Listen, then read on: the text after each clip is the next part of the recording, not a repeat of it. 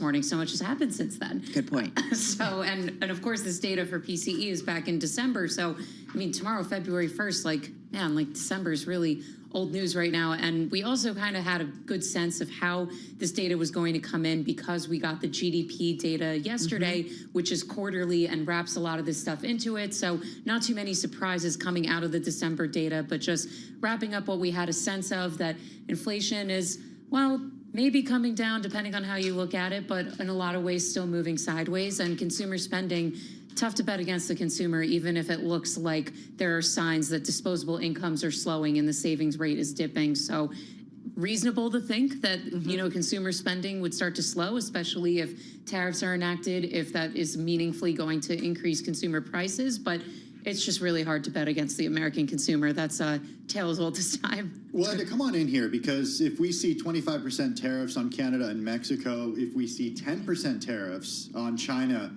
start tomorrow, what's the Bloomberg Economics view of how that will affect prices here in the U.S., how it will affect consumer spending?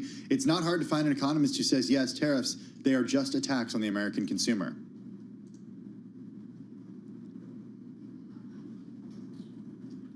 All right, everybody, we're just going to try and get up that sound from Enda Curran. He's out there in our D.C. bureau. We'll come back to him in just a moment. But Molly, you know, it is, you know, we think about this, and the devil's always in the details. Did I do something? All right, do we have Enda there, guys? All right, Enda, we've got you. Hey, it's Friday, and there's a lot coming at us. Enda, good that we have you here with Molly Smith. Enda, you look at the global economy, you look at the U.S. economy, tariffs, 25% on Mexico, Canada, 10% on China. I mean, these are the U.S.'s largest trading partners. There's a lot that goes back and forth. Your initial read on if this sticks around for a while, what it could mean. Well, certainly a big headline out of the press briefing in the White House. Even though the president has warned about these tariffs, imposing them tomorrow, February 1, I think is probably at the shock end of the scale for most economists. But still, we have to wait and see, to your point, just what exactly are the details in this. The press secretary did say it would be 25% on Canada and Mexico and 10% on China. But we need to know, are we talking about all of the goods, the merchandise goods across the borders and come in from those countries? We need to know, will there be any exemptions for some sectors?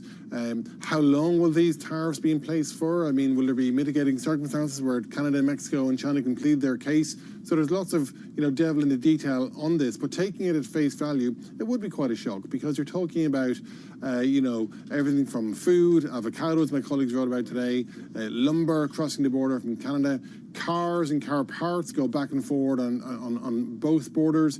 And then, of course, when it comes to the US and China, I mean, obviously China is the world's biggest trading nation. They're the factory of the world. So, you know, the whole gambit of consumer goods will be coming in from that side of things.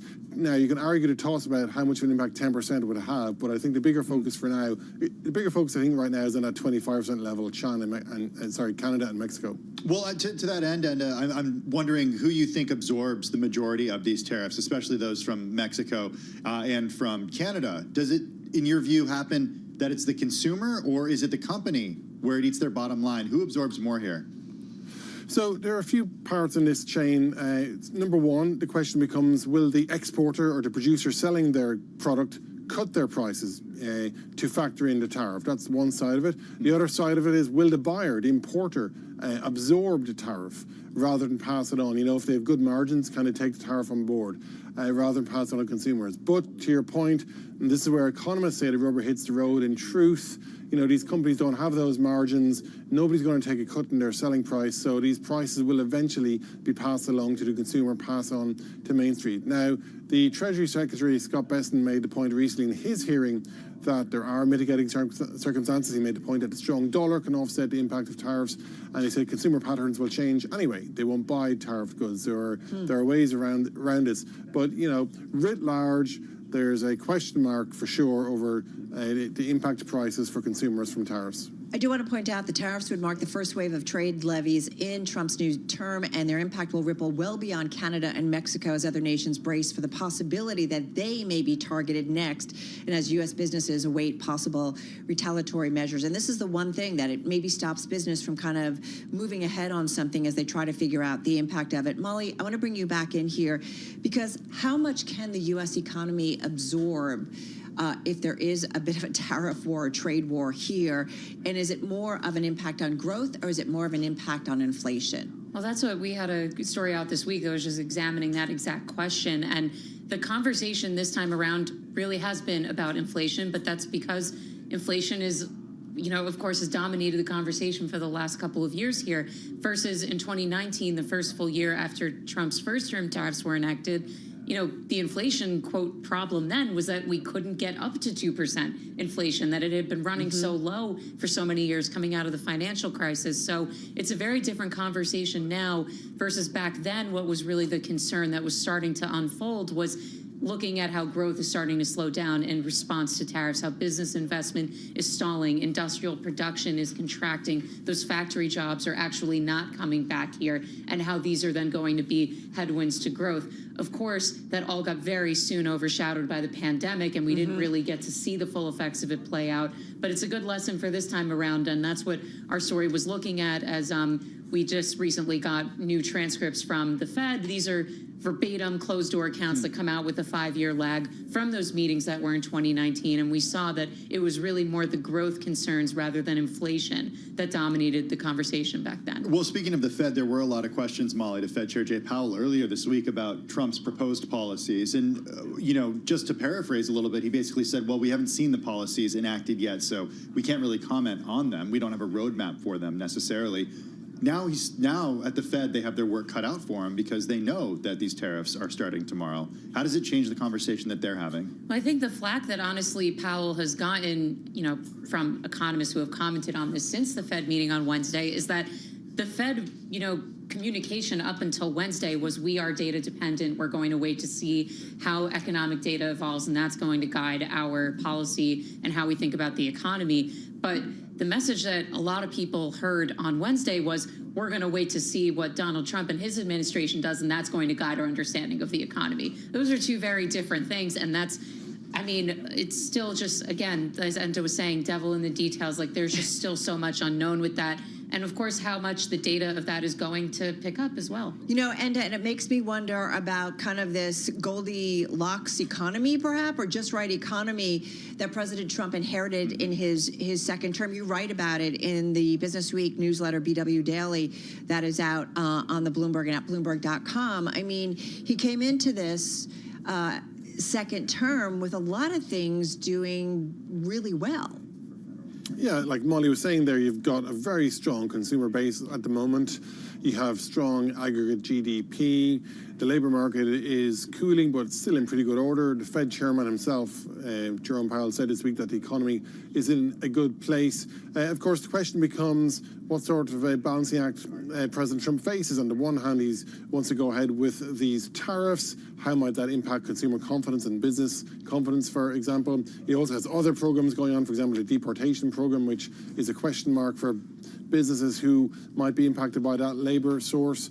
But of course, on President Trump's side, he would make the point that they're also pushing for lower taxes that will spur investment. They also say higher tariffs will bring manufacturing and investment back to the US as well. So and of course raise revenues to offset fiscal deficits. So they're making the case for what they need to do. But I think at the very least, it's a lot of policy change for any economy to manage in a short space of time. And I think there's going to be a lot to assess that's coming at us pretty fast now in the weeks and the months ahead. We should point out, too, that, of course, this was a major part of President Trump's campaign, his pledges to impose sweeping tariffs. He has already ordered up reports. They are due April 1st on overall trade issues and tariffs that could lead him to trigger new levies or to quit the Continental Trade Pact he negotiated with Canada and Mexico in his first term. That agreement, by the way, is up for review in 2026. One thing I want to ask you, Enda, we filter all of what comes out of Washington through the financial markets, and we did see equity markets take a leg down here on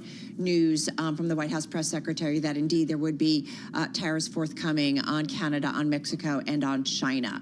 So I do wonder, the president is also sensitive to what happens in the financial markets. What is the overall thinking within the economic community in terms of how much of it is bluster, how much of it is still campaigning, how much of it is now a real activity? How do you make sense of it? And how much do we think that the president, once he sees some market reaction, might reverse course? it's certainly a moving target. I mean, to your point, a lot of economists say this is a negotiating tool. Some of President Trump's own officials have made that point. I mean, Howard Lutnick, in his hearing for Commerce Secretary, made the point this week, tariffs can be used for negotiating. Scott Bessent has made that point. So there is a kind of a feeling.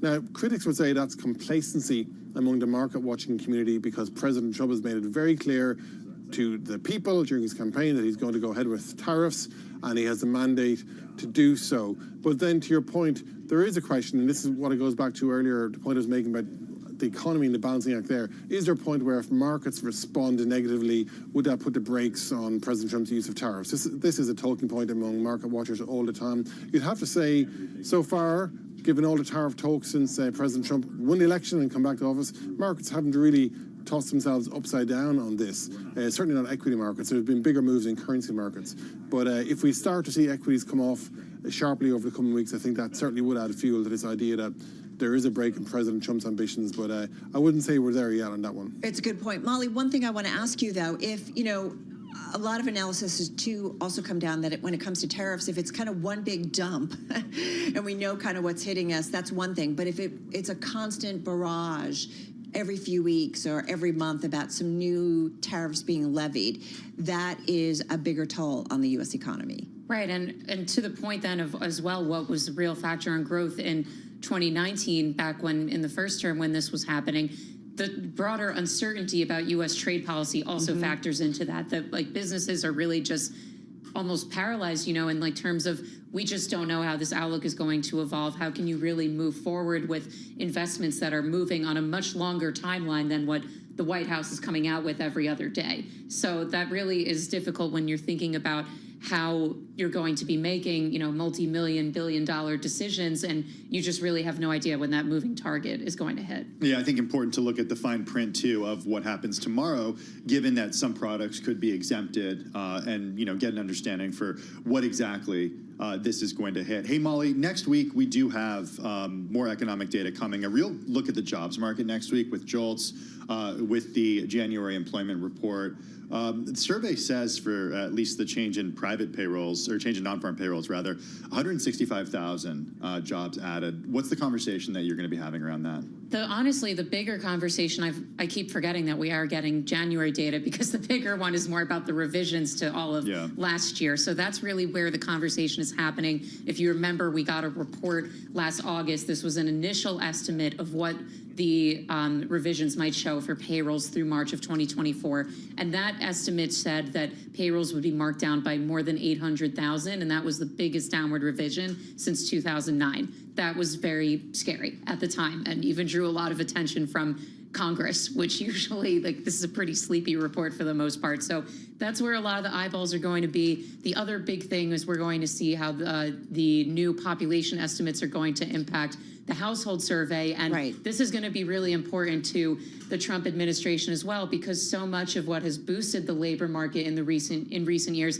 has been immigration. And if we start to see that that's really starting to falter off, could really change our understanding of the strength. All right, Molly Smith, thank you so much. Bloomberg News global economy reporter, and of course out there in D.C., Bloomberg News global economy reporter Enda Curran. Some news from Meta that maybe not surprising since we kind of see a trend maybe happening. Yeah, the Wall Street Journal reports that Meta's in talks to reincorporate in Texas or another state. This would not relocate its corporate headquarters from California, but it follows moves that Elon Musk's companies have made as far as leaving Delaware and going to Texas. Again, the Wall Street Journal reporting that news just moments ago. And we know most U.S. companies, are incorporated in Delaware, so this would be a little bit of a switch against the trend that we've seen for decades. All right, folks, you are listening and watching Bloomberg Business Week. Carol Massar, Tim Stanovic. More to come in just a moment.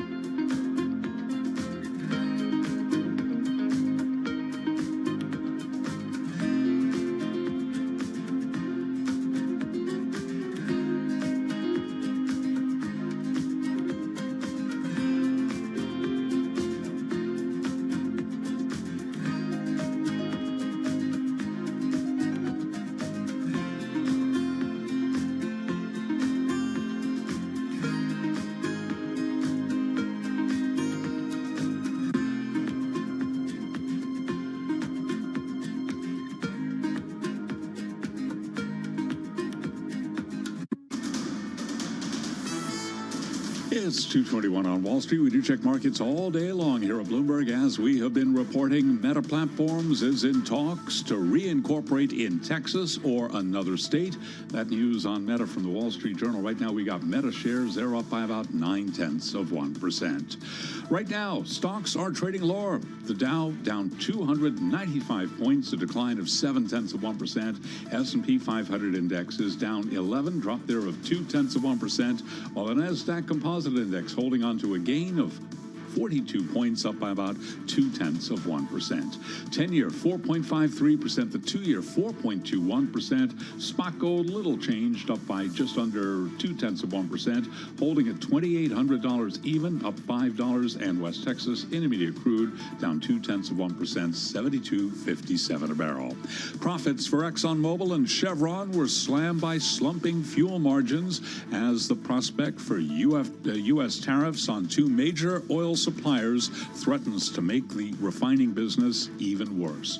Right now, ExxonMobil shares down 2.8%, Chevron down 4.3%.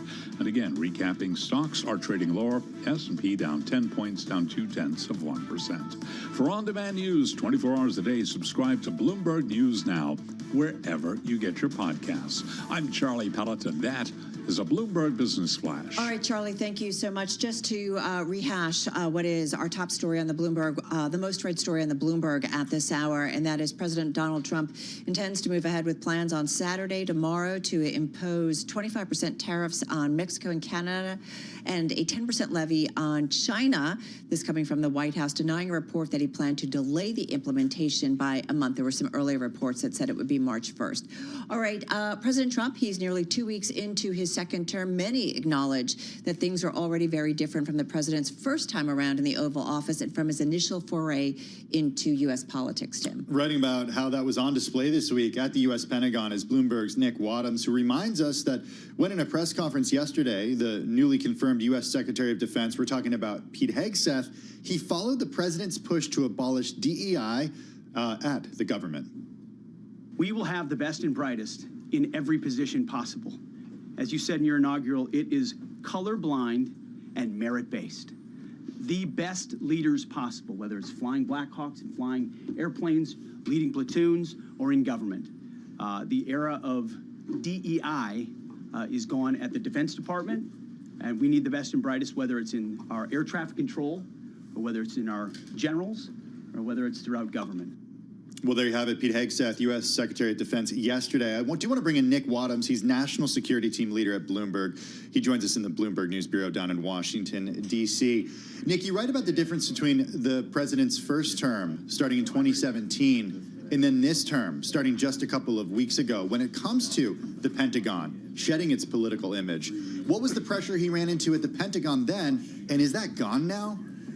Well, so far it looks essentially like it has completely been washed away. I mean, in his first term, President Trump faced a great deal of resistance from his own defense secretary, the chairman of the Joint Chiefs of Staff, Mark Milley, and essentially appointed officials and also politicals up and down the spectrum at the Pentagon against doing some of his the things he wanted to do, fulfilling some of those priorities, including around using troops on the border. There was a big push against that.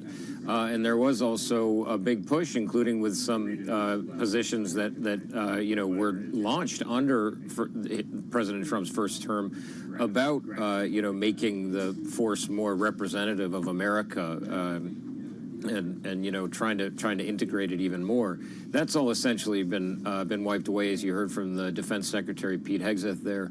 And obviously, the big thing on deportations is you've seen the military essentially playing a leading role here, using military planes to ferry deportees and being open to the use of Guantanamo Bay to essentially set up a place to put more than 30,000 deportees. So they're really a willing partner now, whereas last time they were resisting that push. So give us some perspective why this is such a major reversal, because I think some would push back. You even kind of point out in your reporting, Nick, is the military never really not political in some way? Isn't there some politics that's always going to be part of it? You know, it's very true. The military cherishes this reputation as being apolitical, and there is some truth to that. But then there also have been a lot of instances in the past where that was not true. I mean, President Trump and his allies point out, listen, they say it was President Biden who politicized the military. They call DEI essentially a very politicized idea, and you've obviously had sniping and a lot of tension between civilian leadership and the rank and file for decades and decades. Trump in particular points to Milley. I mean, that's a real sort of litmus test there. Do you see Milley as standing up and defending the Constitution against Trump as he maintained and many of his allies maintained, or do you see him as disobeying a lawful order from the president, as Pete Hegseth said? I mean, they're now announcing an investigation into whether Milley should have his rank essentially dropped in retirement because they say he disobeyed some of President Trump's lawful orders in the first term. So it sort of depends on your political views, but we are seeing the military really fulfilling this role in any case that it had been really unwilling to play in the past, which was deeper involvement in deportations. Is it possible that the Trump administration and the President Trump and Pete Hegseth will be able to fill the high-ranking official positions with folks who will not push back on them, or could they run into a situation like at least President Trump ran into, where he did face pushback on some of his policies in his first administration? Right. Well, I mean, the Pentagon is really interesting because there is a whole cadre of officials who are political appointees, the deputies, the undersecretaries, the assistant secretaries, and the ranks of political appointees who can just come straight in. And those, you can be sure, will be fulfilling Trump's mission, and they're almost certainly expected to clear Congress in the nomination process. The difference of the Pentagon, though, is you have another cadre of very, very senior and very powerful generals. You know, the military officers who rose up through the system over decades themselves. They have certain views. They have ideas. They have enormous power. Chairman of the Joint Chiefs of Staff, C.Q. Brown, former Air Force fighter pilot. So there is expected to be some resistance or potentially slowing down from the generals in the system. But the president has also said he wants to review the procedures by which these generals are promoted and see if any of them should be demoted or kicked out based in part around Afghanistan and other issues. All right, great to check in with you, Nick. Have a good weekend. We are talking with Bloomberg News' Nick Wadhams. He is National Security Team Leader, joining from D.C. Hey, some headlines to get to. We're going to talk technology with Michael Shepard in just a moment. But before that, we got a headline from Mark Gurman, who writes that Apple has canceled a project to build advanced augmented reality glasses that would pair with its devices, marking its latest setback in its effort to create a headset that appeals to typical consumers. Those Apple glasses, Carol, were codenamed N107, and they would have rivaled those Meta devices. Shares of Apple now down about 1%. They were higher by as much as 4% earlier in the session, but they did fall when stocks fell after that tariff news from the White House. We've got Mark Gurman at the top of the hour, so we'll check in with him on that. We do also want to kind of go back to national security and really its intersection with global technology. U.S. officials are probing whether Chinese AI startup DeepSeek bought advanced NVIDIA semiconductors through third parties in Singapore, and that would have meant that they were circumventing U.S. restrictions on sales of chips used for artificial intelligence. This is according to people familiar with the matter.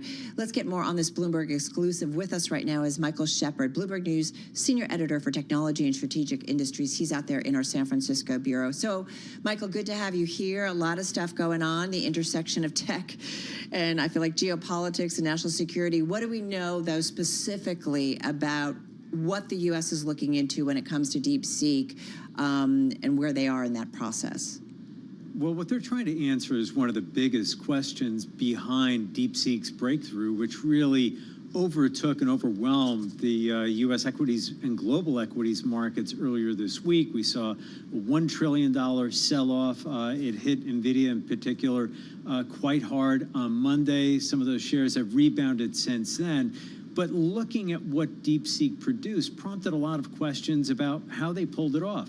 DeepSeek developed this chatbot called R1 that was as good as what's been made by a lot of its American rivals, but did so for what they said was a lot less. And that prompted some questions about to what degree were they piggybacking on Western technology, especially coming from the U.S.?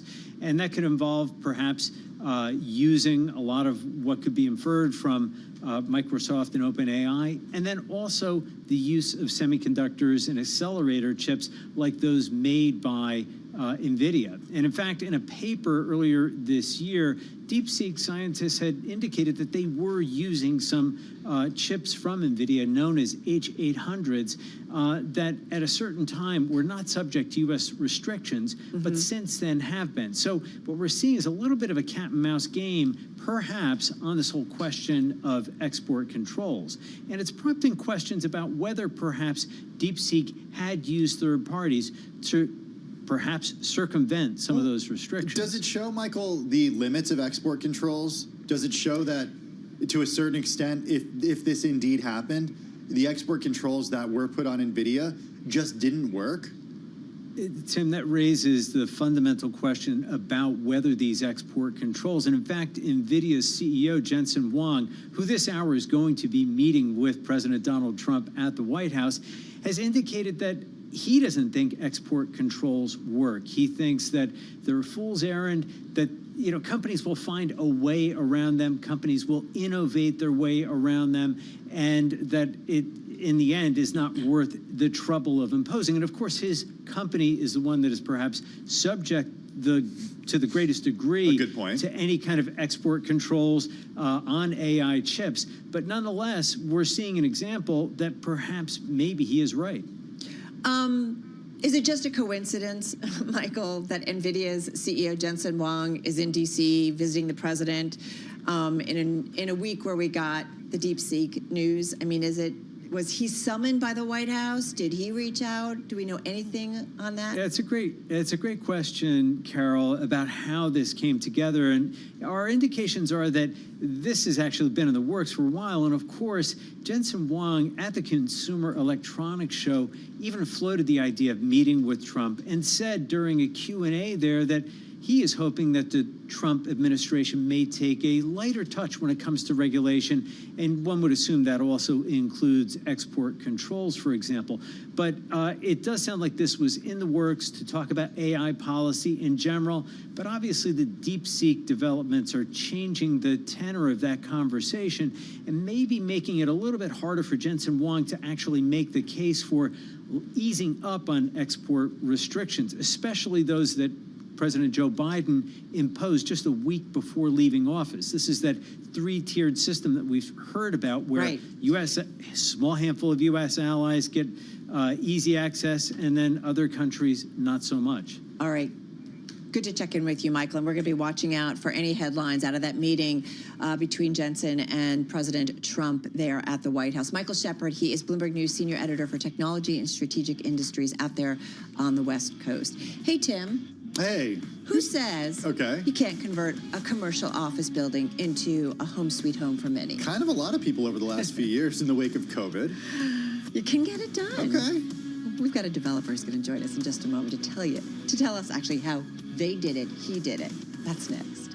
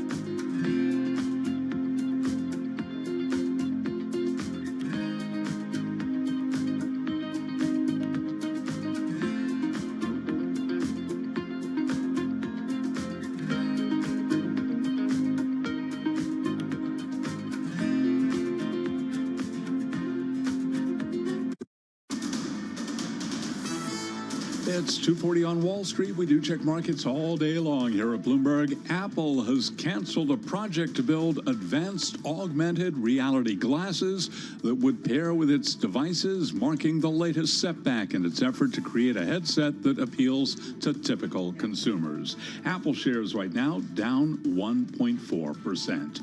A White House assertion that President Trump plans to impose levies on China, Mexico, and Canada this weekend sent the dollar up as stocks wiped out earlier gains. The Dow, the S&P, and NASDAQ right now all in the red. S&P down 16 at 6,055, down 0.3%. The Dow now lower by 259 points, down 0.6%. NASDAQ swinging between gains and losses. Right now we've got NASDAQ up 4, little changed. The Russell 2000 index of small cap shares down 0.8%. 10-year 4.55%. The 2-year 4.22%. Gold up $5.50 the ounce, 2,800 even, up now by 0.2%. While West Texas Intermediate crude down 0.4%, 72.46 a barrel. Again, recapping here, S&P 500 index down 14, down 0.2%. For on-demand news 24 hours a day, subscribe to Bloomberg News Now wherever you get your podcasts. I'm Charlie Pelleton. That is a Bloomberg Business Flash. All right, Charlie, thank you so much. Well, the nation's biggest office to residential conversion, it is hitting the market with 1,300 apartments carved from a 1 million square foot brick fortress, originally built to house computers and not much else, which means they didn't really care too much about window placement. No, they didn't. But after a 2-year transformation, the 55-year-old building in Manhattan's financial district, for years it was used to process checks, money transfers, and other paperwork for manufacturers Hanover Trust, and later for back office staff at a company called JP Morgan. That building, now, Carol, it's unrecognizable. GFP Real Estate is one of the developers behind the building. The firm has a portfolio of more than 16 million square feet, focusing on operating property management and development of commercial real estate, in addition to owning, of course. Brian Steinwurzel is co-CEO and principal of GFP Real Estate. He joins us from New York City. Brian, so happy to have you here with us. This story, we've been a little obsessed with it. Contextualize it for us. How big of a project was this for your team? How difficult was it to make this conversion? Well, Carol and Tim, thanks for having me here. This is the largest office residential conversion projects in the country to date. We took a 1 million square foot building, basically had to remove all of the brick from the outside of the building, carved 2 light wells throughout the building, and then took all of that floor area and restacked it on top for an extra 10 stories. And what results from that is over 1,300 apartments, which we launched leasing this week, that will include over 100,000 square feet of amenities. And if you're in the building today, there is a rooftop deck, indoor and outdoor pool, co-working, pickleball courts, basketball courts, bowling alley, golf simulators, arcades, pretty much anything anyone would want in a residential building.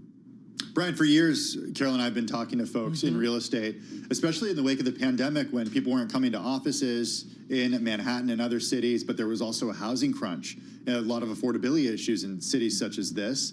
How do you make the numbers work here? Because we were told over and over again, it's just too hard to do in most buildings. The windows don't open. The bathrooms aren't in the right place. The plumbing doesn't make sense. It just doesn't work from a numbers perspective. How do you make it work? Well, we start with an extraordinary team, and the team at GFP Real Estate had just finished building David Geffen Hall for Lincoln Center. And we brought on Setra Ruddy, which is one of the top firms that does this kind of work. And along with our partner, Metro Loft, assembled a team that included over 1,000 people that have touched this project in order to make it happen. New York City, unfortunately, has suffered a distressed commercial office environment, but we are looking to make lemonade where there's lemons. And so we bought this building from the lenders and from the prior owner, and we brought on a capital partner that was willing to take the risk to do this. And with that team of over 1,000 people, have created this project. And you guys got, what, a $536 million loan for the acquisition of the building, its existing debt and the cost of conversion. So you did this. Is it fully, give us an idea of occupancy, what you were seeing, give us an idea of the interest in the building. So the financial district has done extraordinarily well over the last decade. I actually lived in the financial district in 2004, and the neighborhood is completely different. Today, there's tens of thousands of residents that live there, and every day there's more and more that are coming in. The big building has a big capitalization, but the absorption in this market has been nothing short of extraordinary. There were two buildings that opened up recently in the last year. Both of those are one of them is completely full, and the other one is almost full. And our anticipation, just based on opening on Wednesday and the number of tours and inquiries we've had, which is in the hundreds, that we will lease very quickly. Can you say how quickly? Well, I think for GFP Real Estate and our partners, we're very conservative in our assumptions of how long. Yeah. But our hope is that by the end of next year, we'll be entirely leased. Does this create some sort of new blueprint for how you move forward with conversions? Is that what's next? Are you interested in converting any more buildings? How are you thinking about the path forward right now? Yeah, so including this building, we have approximately 3,000 units that are in our pipeline that we're creating. So we have several other projects that are coming down the road and will be completed. And I think what's helped us be successful is a partnership with the city and state, who recognized early on in the pandemic that this was a major issue and that they had to sit with industry and come up with a game plan for us to take these distressed office buildings and create housing out of them. And so there's a program called the 467M program that the mayor and governor both put into law last year, and that has helped become an accelerator for getting these kinds of buildings done. And we are, along with our partners, fully invested in these programs. Hey, one of the things, though, you obviously got through it all. What was, though, the largest hurdle to overcome with the office to residential conversion of this size and scope? It's a great question, and I'd say there's almost like it feels like a largest hurdle every month when you're in a project of this magnitude. But this is a very complex building. It was designed to look like an IBM punch card. And the way they made the punch card lines is they actually had the facade and each floor jut in and out at different times on every different floor. And one thing that we made a decision on early on in the project is we wanted to actually carry forward that architecture, but at the same time have new window wall throughout. And so one of the most difficult things was we actually have the window wall custom made, and it comes in and out on each floor, and that architectural feature can still be seen from the inside and the outside of the project. But doing that and preserving that work was one of the most difficult parts of this project. But you knew you wanted to do it, right? It wasn't just because you had to, you wanted to. Is that fair? Yes, it is. I think every project that we take on, and the majority of our portfolio are historic buildings, we are looking to preserve whatever can be preserved, especially the most important elements of that project. Yeah. And even if it costs a little bit more or takes a little bit more time to do it, it's an important part. And I think the residents that will live there will see that and feel good that this was preserved. Do the economics of this only work when you create them for rentals, or would it work for sales as well? I think the hard part with sales is a building of this size, you have to do so much condo sales that it's more suited towards rental. That being said, there are a number of other conversion projects that are condo. Our organization has owned the Flatiron building with partners since the 1990s, and that building will be turned into a condominium building. But that building has only a few dozen units. And so it's really a different scale and magnitude. Hey, Brian, just quickly, got 30 seconds left here. Our team, our Shanali Bosick, catching up with Blackstone President John Gray, and I think members of our team also talking with him. He said they're the world's largest commercial property owner. He said the worst is over for the global office market after a prolonged slump fueled by the pandemic. Just got 25 seconds here. Do you agree? Oh, I certainly hope so, and I would agree. So GFP is the largest landlord to small and medium-sized tenants in New York City, and I think for a while now we've seen positive absorption and tenants returning to the office. I think that he has it right, and I hope that continues. All right, great to check in with you, and hopefully we can do so again in the future. Brian Steinwurzel, he's co-CEO and principal of GFP Real Estate, joining us here in New York City. Hey, the S&P 500 down at close to worst levels of the day, down 0.4%. The NASDAQ down 0.1%. Straight ahead, the Dallas Cowboys hosting a tennis open. Yeah, we'll get the details when we come back.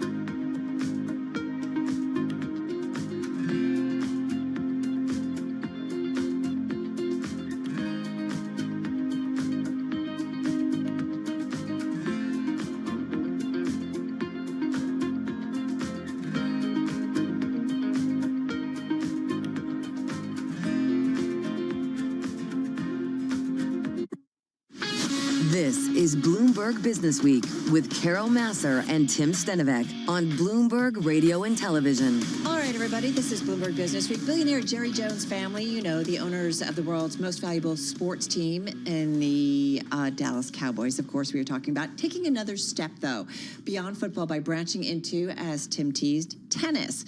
With what, where, and why, Bloomberg Originals chief correspondent Jason Kelly joining us here in studio. The Jones family, I mean, they have been branching out. Yeah. Was tennis like the next logical step? So I'm not sure a lot of people saw this coming, Yeah. but and you know, I've had the good fortune through the work we've been doing here at Bloomberg to get to know the Jones family a little bit, and specifically Charlotte Jones, who really is the architect of the brand, and what a brand it is. Daughter of Jerry, right? Daughter of Jerry. She's the chief brand officer, and so anything big that they're doing off the field, she's in charge of. And so does she play tennis? She does not play a lot of tennis. Oh. In fact, we had a funny conversation off camera about having to do some promo stuff. Was included in this interview. He does play tennis. He doesn't professionally anymore, but a very successful, obviously former pro tennis player. But it was interesting because we did talk to her, my colleague Julie Fine and I, the Texas bureau chief, in this gleaming new Texas studio, by the way. You guys have to go and check out, maybe do a show from there. Anyway, we did ask Charlotte how they got into this business, so take a listen. I think the first thing that you look at when you're analyzing an event of this nature are the people that are behind it. And for us, it's all about a partnership. And we know we're very comfortable in what we bring to the table, but we also know everything that we don't know about partnering and being a part of an event that we may not be as familiar with. So that was number one. And the second is just the rise of the energy around tennis and entertainment and live event and all of that it all kind of was coming together for us to see this event that has, you know, became an NHB 500. So that gave the upscale to the event that we felt like, okay, we can jump on this bandwagon, and we think we can help you take it to another level. And so a lot of that together really made us think, hey, we're ready for this, and we're excited to give it a try. So John, to that exact point that Charlotte just brought up, the sort of leveling up, the upscaling here is apparent, not just in the quality of the facilities and whatnot, but in the quality of the players on the court, the sort of magnitude of this event. So why was this the right time to do that in terms of the business of tennis? Well, yeah, so I think the Dallas Open move, you came to Dallas, spent 3 years at SMU, and they were an incredible host site. But the tournament, I think fortunately for everyone, sort of outgrew SMU.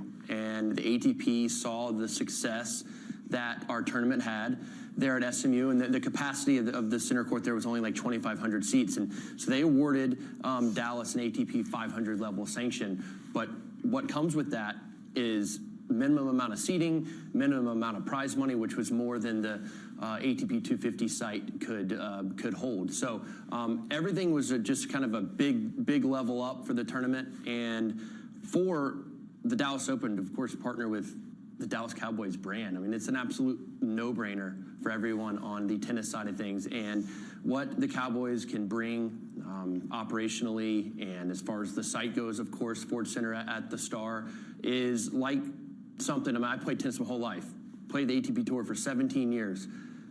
There aren't many facilities like this at all on the ATP level. And once the players get here, this is the first year, obviously up in Frisco. Once the players get here and experience all that Frisco and the Star has to offer, it's going to be amazing. The players are going to love it, and they're going to continue, in my mind, going to continue to come back for many years to come. Well, there you have it. John Isner, and then also Dallas Cowboys Executive Vice President Charlotte Jones, along with Julie Fine and Jason Kelly. Jason, in our studio right now. The money around tennis. Yeah. What's the business opportunity here? So what's so interesting, and you heard Charlotte and John talk about this a little bit, is tennis is having a moment in the United States right now, a real resurgence. You guys see it. You go to the U.S. Open every year. I see you guys out there doing your show. Which is amazing because the Williams sisters, right? Like, we're kind of moving on. But anyway, go ahead. Totally. And what I think is really interesting is, so this tournament is a men's tournament. Yeah, right. So ATP, but your point is well taken. Madison Keys just won the Australian Open. That's huge for an American woman. And, now you have Francis Tiafoe, you have Ben Shelton, you have Tommy Paul. Yeah. You have a number of American men's tennis players who are really coming in to fill the gap that the big three held for so long. And they're Americans. And I mean, let's just be honest. This is America's team. They understand that people in the U.S. love sports, especially when Americans are doing well. What's the guarantee this tournament becomes anything big, though? There's no guarantee. I mean, what's interesting is one of the reasons the Cowboys got involved at this moment is because it did level up in the tennis world to an ATP 500. Yeah. What that really means is more points for the players who are involved and bigger prize money. So $2.8 million purse, that's real. And they think people are going to show up.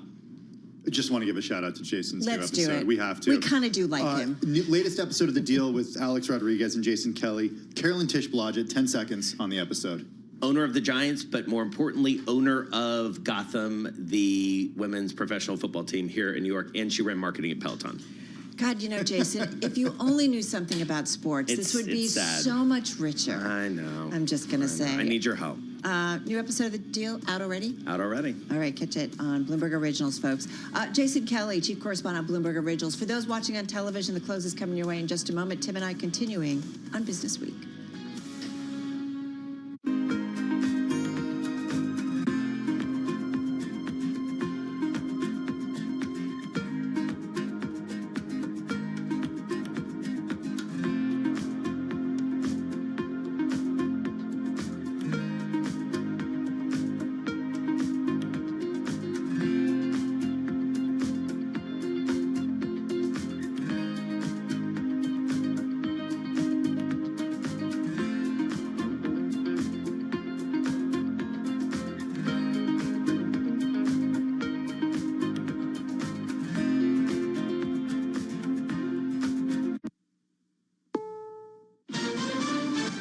CBS News on the Hour, sponsored by O'Reilly Auto Parts. I'm Michael Wallace. Washington, D.C. officials just gave an update on the recovery effort in the Potomac River after the deadly collision between a plane and an Army helicopter that killed 67 people.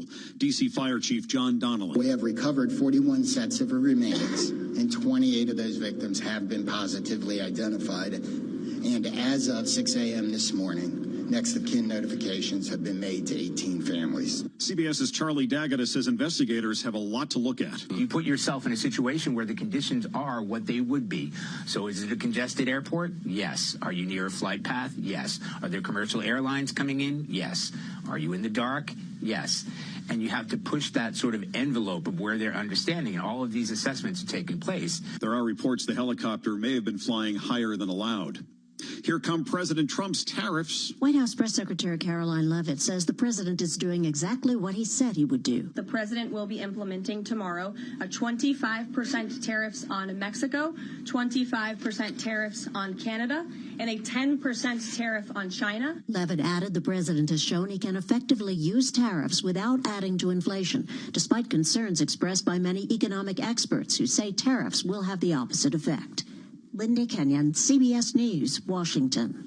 Personal spending rose slightly last month. CBS News business analyst Jill Schlesinger says the report suggests prices are still too high. It does bolster the case for the Federal Reserve to be patient, hoping that inflation rate moves towards its 2% target. In Southern California, a man is pleading guilty after his drone collided with a firefighting plane during the Palisades fire.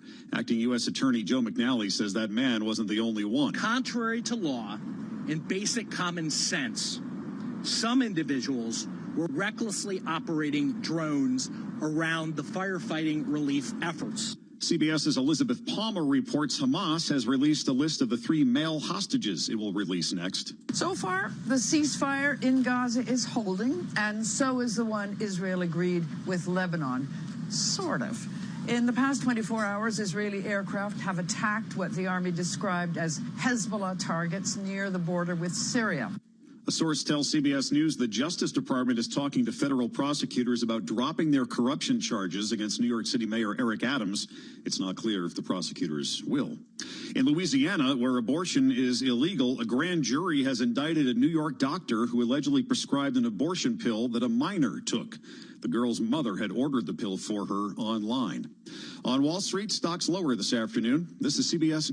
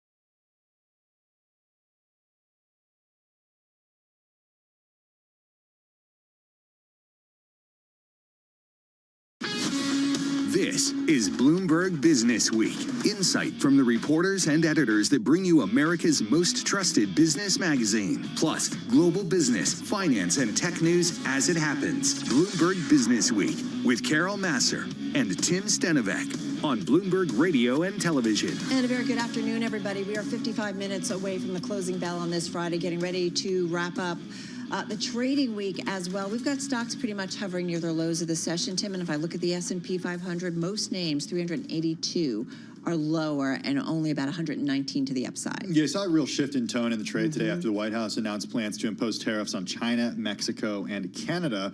We're going to be speaking with a CEO in just a few minutes who talks to a lot of CEOs all about what they're concerned. She's just back from Davos, and I imagine tariffs came up when she was there. Yeah, looking forward to talking to her. Also, we're going to check in with Mark Gurman about what we learned from Apple after the iPhone in China miss.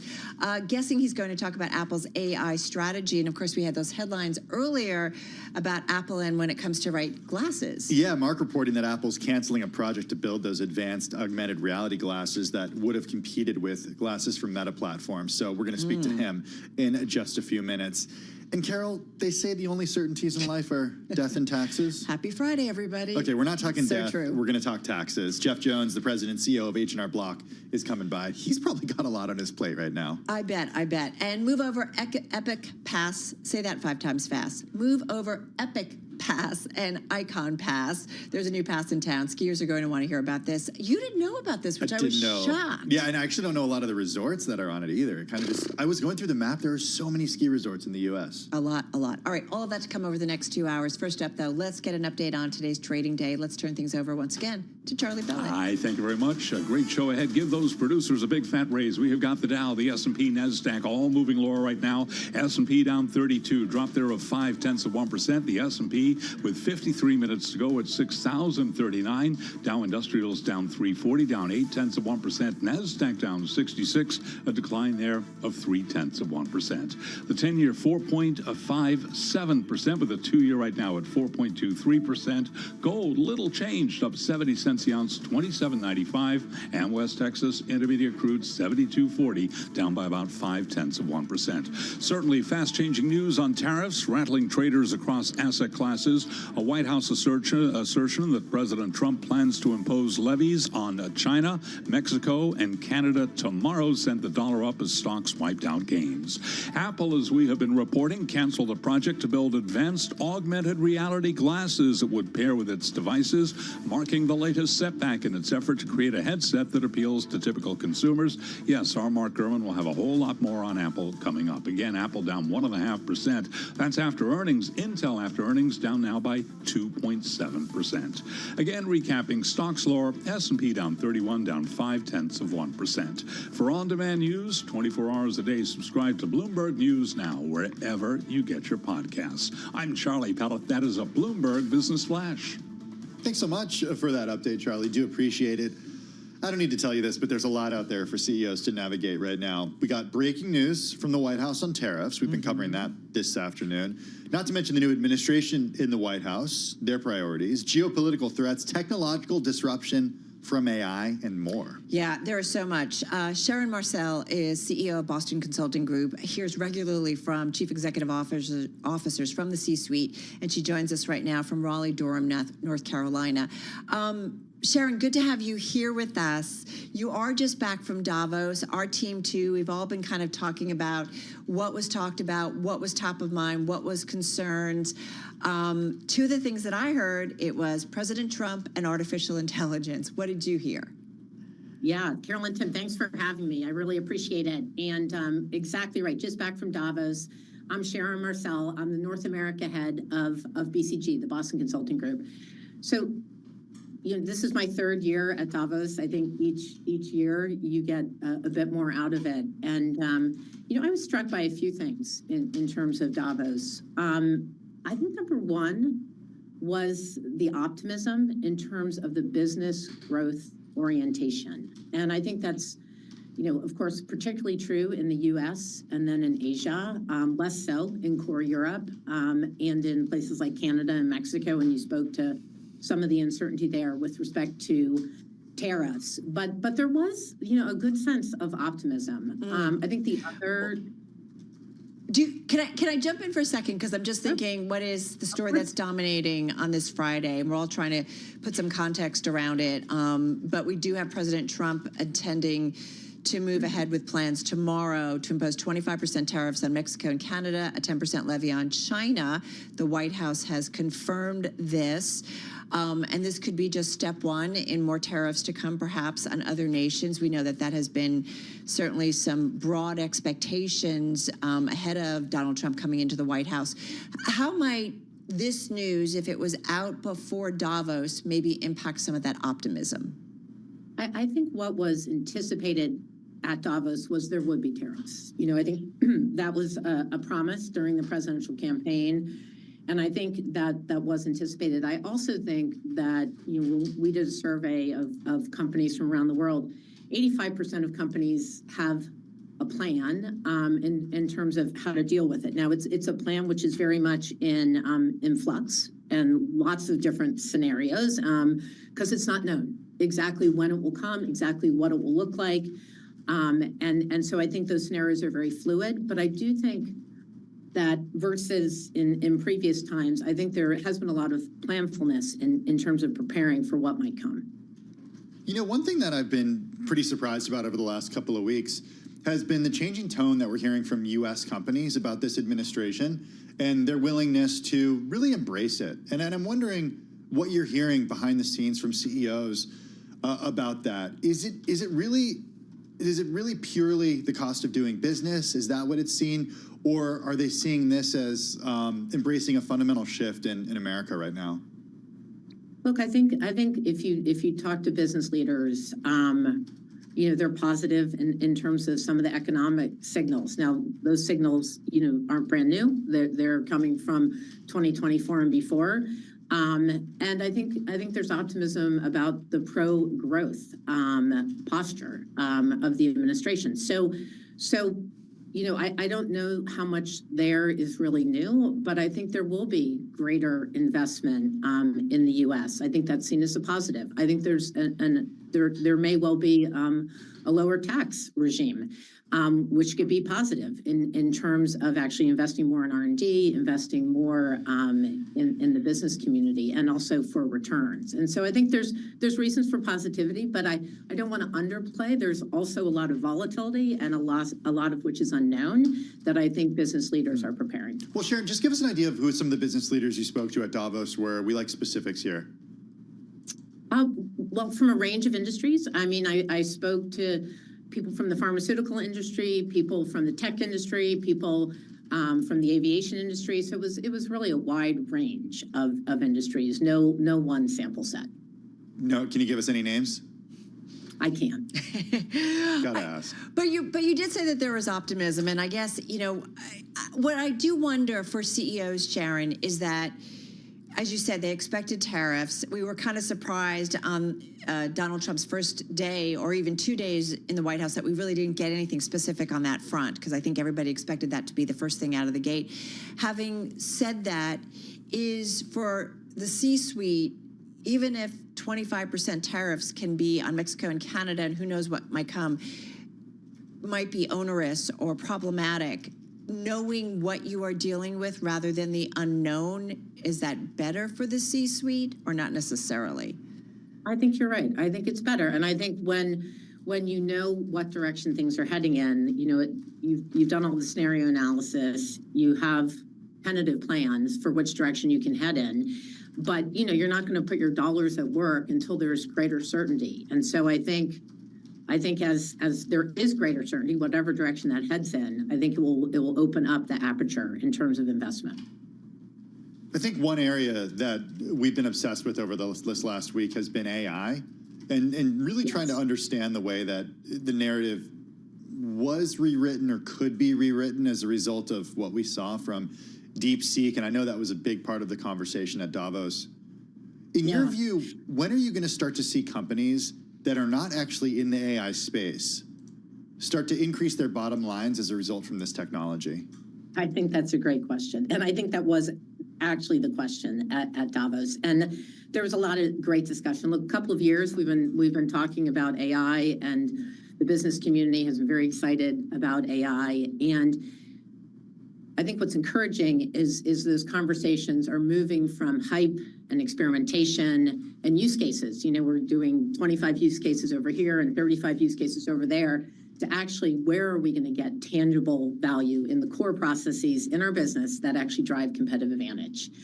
In fact, in 2024, BCG did a survey of executives, and we found that 2/3 of AI transformations were falling short of expectations. But we're finding with our clients and in the conversations at Davos that are succeeding, it's because they're focusing. They're focusing on the areas of the business that they can transform and, again, create competitive advantage versus lots of areas around the edges. And we like to say, look, you can get the algorithms. That's 10%. You can get the tech stack. It's important, but it's 20%. But what you have to be able to do is get the processes and people and really scale the transformation. So we call it 10-20-70. And I think that's a place where companies, clients, the folks in Davos are leaning into. Where can we really scale and get competitive advantage? Hey, before we go, just got about a minute left here, Sharon, and I do wonder, going back to, or just focusing once again on Davos a little bit more, is the corporate community breathing a sigh of relief that even though Donald Trump, many would say President Trump, is unpredictable or can be unpredictable in terms of what we get from him, and sometimes at unexpected times or unexpected places, that they expect it to be an easier regulatory and very business-friendly environment. So they're willing to kind of put up with some things because they think the overall policies will be much more friendly to doing business in the United States? Just got about 30 seconds here. Sure. I think there's a couple of, the economy is strong, right? So I think that's a core input. And I think if you think about this current administration, I think some of the policies that Donald Trump campaigned on and was elected on are a little bit more pro-growth oriented. And I think that, you know, the business leaders can see some of those policies and regulations as being advantageous in terms of the growth of their business and the opportunity for investment. Even tariffs, just 10 seconds. They thought tariffs were growth oriented? I think tariffs are a mixed bag. I think tariffs are a mixed bag. But I think other policies that the administration is advocating are pro-growth oriented. All right. Great to get some time with you and to share what you saw and heard at Davos. Sharon Marcel, Chief Executive Officer of Boston Consulting Group North America, joining us from North Carolina. This is Bloomberg. We talk Apple when we come back.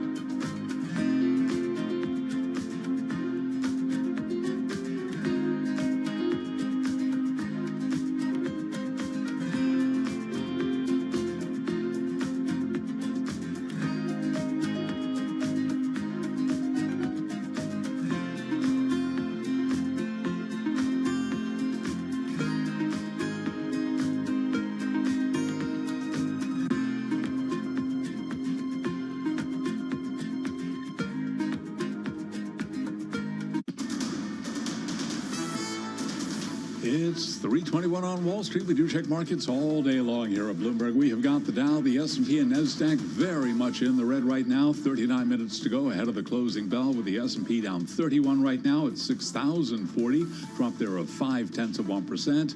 The Dow down 331, decline of 0.7%. NASDAQ down 78, down 0.4. We are at or near session lows. The 10-year 4.56%, the 2-year 4.22%. Spot gold up $2 the ounce, 27.96. And West Texas Intermediate crude down 0.4%, 72.45 for a barrel of WTI.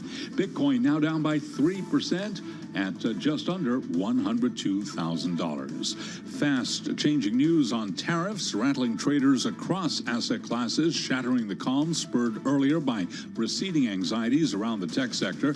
As for the economic backdrop ahead of tariffs, Stephanie Aliaga is global market strategist at J.P. Morgan Investment Management. Rates are still restrictive, and the economy is doing well, the consumer's doing well, but when you dig underneath the hood, there's different parts of the consumer basket that are doing better than others, typically higher to middle income consumers. Manufacturing activity is also a bit slow to get started, and we're seeing the signs of improving business sentiment, but it's still early days. J.P. Morgan's Stephanie Aliaga interviewed on Bloomberg The Open. Walgreens Boots Alliance shares now plunging 10.3% after suspending the quarterly dividend that it has paid for the past 92 years, all part of a bid to conserve cash as the troubled pharmacy chain attempts to revive the business. CVS down less than 0.1%. For on-demand news, 24 hours a day, subscribe to Bloomberg News Now, wherever you get your podcasts. I'm Charlie Pellet, and that is a Bloomberg Business Flash. Hey, thanks so much for that update, Charlie. Do really appreciate it. Shares of Apple right now are down about 1.6%. They were higher by as much as 4% earlier in the session, more than 4% earlier in the session. This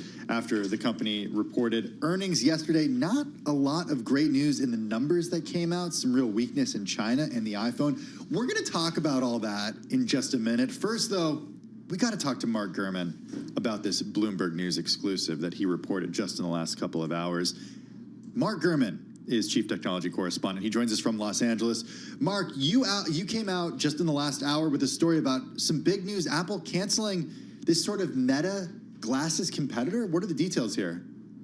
Thanks for having me. I mean, as we know, the holy grail in the mixed reality industry are augmented reality glasses. And so Apple's been working on this for some time.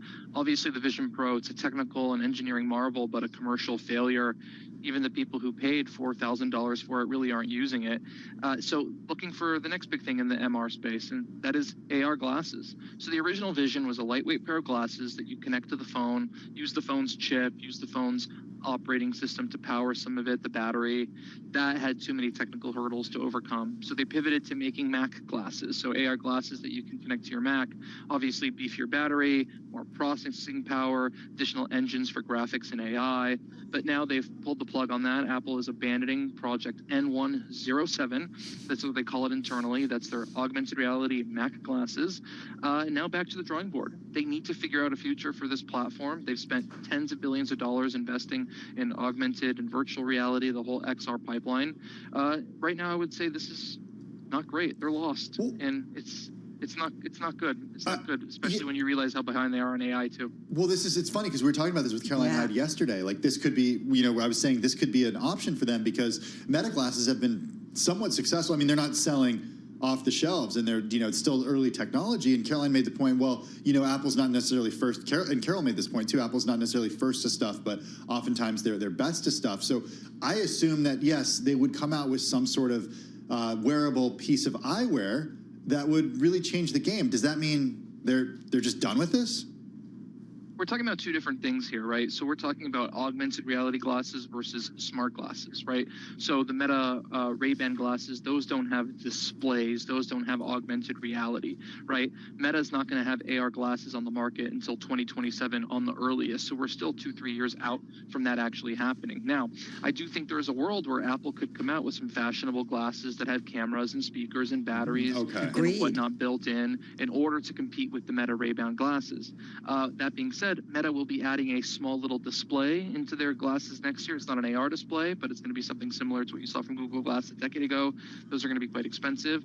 But certainly, this is not a good moment for Apple. This is I would say this is terrible. I quite frankly wouldn't be surprised if they all but abandon their mixed reality efforts, but also wouldn't be surprised if they pull things together and they try to get a model out in the future. I would say 3 to 5 years from now is the time horizon on Apple standalone augmented reality glasses. So these glasses that we're talking about today are something a little bit in between what Meta has on the market today and the eventual vision, right? So standalone glasses. The glasses themselves, they have the displays, they have the OS, they have the battery, they have the engine. You don't need to connect it to the phone. It's a phone replacement. Apple's is a bit of a mix. It has the lenses, it has some onboard processing power, some of the guts in the glasses, but you're going over a cable and using mostly what's inside of the computer, right? Meta has no displays, it's phone synced. What they're launching in 2027, this is their Orion prototype they showed in October of 2024, just a few months ago, that wirelessly pairs with a puck that you keep in your pocket and a wrist device. And between those three mechanisms, that's the whole operation of the device. But what we really want are fully standalone glasses and quite a ways out from that. All right. What's going on at Apple? Like, are they just like, is this just a, they're having a tough kind of design moment, or what's going on that they are, it sounds like, kind of completely walking away from it?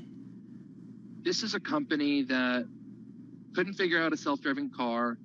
This is a company that hasn't been able to figure out AI. This is a company that is not able to figure out AR or VR for the time being. The good news for them is they're still selling a lot of iPhones. And that's going to allow them to keep having money to throw at R&D budgets and try to figure something out. And I think they eventually will, but it's a scary time right now, I think. I can hear in your voice. Well, there's a lot of interest for a major new product, and there's just not, it just isn't something. It's about reskinning the existing widgets. They're going to have thinner iPhones, foldable iPhones, all sorts of stuff, smart home appliances, foldable iPads. But in terms of a revolution, we're far from it. But I mean, what's going on inside? Are they just waiting, Mark, for other people to kind of figure some things out before they kind of jump on board? Or do they not have the right people? Engineers, design folks, like what is it that's missing maybe in the mojo of Apple of today? They've lost a lot of their visionaries, right? They lost a lot of their top engineering talent over the last several years. It's really about, vision and willing to take bold risks to accomplish the next big thing.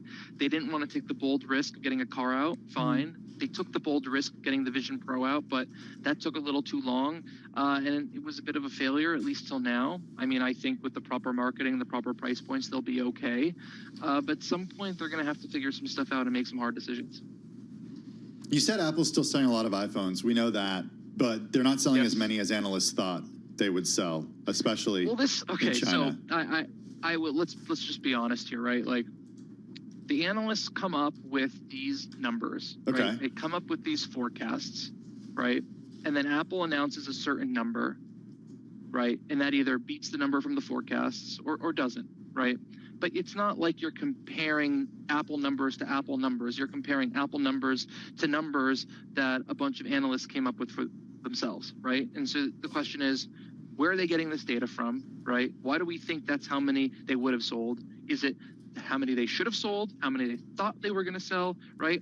So I do think there are some fundamental questions about the whole comparison between analyst estimates and what really were sold. I personally think the better metric is how many they sold versus how many they sold in the year prior. Are they showing growth? What percentage of growth would we have liked to see, right? In terms of China, I think that's more of a clear-cut example of their performance, right? They dipped $3 billion year over year. They're down $7 billion compared to 2 or 3 years ago in the holiday season, right? So that's a bit more cut and dry. The China thing is extremely concerning, I think. The iPhone, to me, was actually pretty good. I mean, they're still selling $124 billion worth of stuff. Like, I always think about this, Mark, when the numbers cross and we all kind of just throw them out there. I mean, they still sell a ton of stuff. That's just a quarterly number. Yeah, that's a lot. That's a 4% year-over-year growth. That's good, right? I mean, we were at a time period about a year and a half ago. We talked a lot about this, about how they were declining on an annual basis quarter after quarter, right? That was not a great time for them. But now we're back in growth mode, and that's why the stock is up today. It reflects that. They have growth in the holiday period. They're going to grow again in the March quarter. So I think there are positive signs on an overall basis. In terms of the products, I think the Mac and the iPad were sneaky good hits recently. And, we've talked about John Turnus, the head of Mac iPad engineering, right, being in line to be the future CEO. I mean, I think that we're just keep pushing in that direction by having the mainstays in the Apple product pipeline doing as well as they're doing. Right. I think the questions about Apple are the peripheries. Yeah. How about that services revenue, though? That came in above estimates. It was great. Yeah, App Store, cloud services, advertising business at Apple is growing quite steadily, so that's helping on the margins for them too. Obviously, there's some fear around the App Store outside of the U.S. given the regulatory environments, but it even seems like that's tapering down too, right? So services, I think, quite positive. Can you imagine if Apple didn't get into the services business and did that full push into services about 5 years ago, where they would be right now? I mean, that whole initiative has really, I'm not going to say saved the company, because it's hard to save a company that's making $120 billion a year, but it's done wonders for them. Well, Tim and I talk about, we look at our monthly statements or, like how much I pay out to Apple on the services side, not even on the hardware side, is pretty remarkable. Hey, there's a couple of other headlines that have come out over the past week or so. Apple and SpaceLink to support Starlink network of iPhones, some different things coming out. What do we need to know about that? So this is an interesting one. So T-Mobile in the U.S. is now rolling out a beta version of their Starlink partnership with SpaceX. And even though Apple already has its own global network for satellite infrastructure through Globalstar, if you're a T-Mobile customer in the U.S., you're going to have a great experience using Starlink on your iPhone when this rolls out officially in the coming months. And so I'm very bullish on satellite networking, very bullish on the future of satellite connectivity for devices. I think this is going to be a great thing for iPhone customers, but also Apple or Android customers. Why this was newsworthy is because all the disclosures to date is that this would be a Android specific technology, but getting it on the Apple ecosystem I think is great. And so as an Apple customer, I'm excited to take it for a spin. I'm a Starlink customer, and fully, I forget that you are. It's pretty amazing. It's pretty amazing. Anyway, go ahead. Hey, Mark, just about 45 seconds left. We haven't gotten your take on the DeepSeek news of earlier this week. How do you see that relating to Apple? Okay, so twofold. On one hand, it validates Apple's model for artificial intelligence, right? But on the other hand, Apple's model for artificial intelligence is not very good, and you have this random small company that nobody ever heard of until last weekend eating Apple's lunch, right? So it validates it, but also shows how far behind they are at the same time. So I don't think it's a great thing for Apple. I'm telling you, Apple needs to figure something out on their AI stuff. I just don't understand how a company this resource rich with the right people in place have been able to just completely miss the boat on the biggest new technology since the internet. Well, unbelievable. Like I said, the tone in your voice, I haven't heard that for a while when it comes to Apple specifically. He is Mark Gurman. He's amazing. Bloomberg News Chief Technology Correspondent. Be sure to check out his weekly newsletter. You can find it at Bloomberg.com and, of course, always on the Bloomberg terminal. Folks, we're counting you down to the close on this Friday, getting ready to wrap up the trade today and for the week. This is Bloomberg.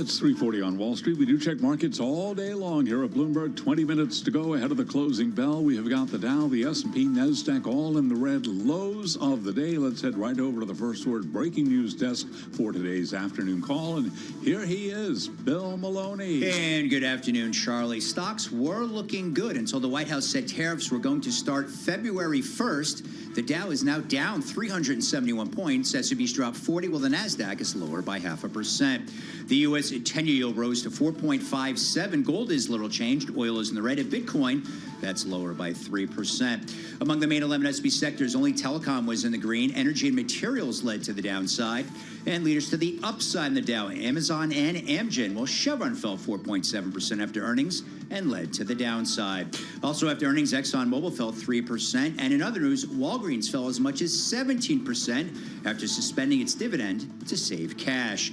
Wrapping things up, NVIDIA fell as much as 3.8% and fell back below the key 200-day moving average. Live from the first breaking news desk, I'm Bill Maloney. Charlie? Okay, we thank you very much, Bill Maloney. We are on track for a 1% drop on the week. Have a great weekend, and to hear live breaking news over your Bloomberg, type Squawk SQUA on your Bloomberg terminal. I'm Charlie Pellett. That is a Bloomberg Business Flash. I'm driving in my car. How about you let me drive? Oh, no. This is not a toy. Who's gonna drive you home? Honey, please, I'll do the driving. Drive on. Excuse me, I want to drive. It's the question that drives us. This is the drive to the close. That funky music will drive us till the dawn. On Bloomberg Radio. All right, everybody, just got about 18 minutes to go until we wrap up the trading day and the trading week. Carol Master along with Tim Stanovic live here in our Bloomberg Interactive Broker Studio, live on Bloomberg Business Week. Just a reminder, we are anticipating at the top of the hour in an update and briefing from the NTSB looking into that investigation to Wednesday's midair collision at Reagan National. So as soon as that begins, we will take you there live for the latest on that. In the meantime, got to talk about the markets because a lot of news coming out of D.C. And really top of mind right now, Tim, is what we are anticipating at this point, tariffs that go into effect tomorrow I knew you were going to say tariffs. the chief trading partners with the United States. Yeah, that would include Mexico, Canada, those 25% tariffs, and then 10% tariffs on China. Sean O'Hara is president at Pacer ETS. They got about $47 billion in assets under management. Sean joins us from West Palm Beach, Florida this afternoon. Sean, good to have you with us. We did see stocks take a leg lower after the White House said during the press briefing that those tariffs would begin tomorrow.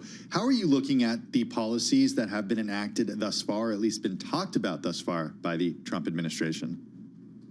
Good afternoon. Thanks for having me. It's nice to be with you both. I think there's some good and some bad, if you will, or some that are appealing to investors and then some that make investors a little nervous, which is probably why this information or news on tariffs is sort of causing a little bit of stress in the market.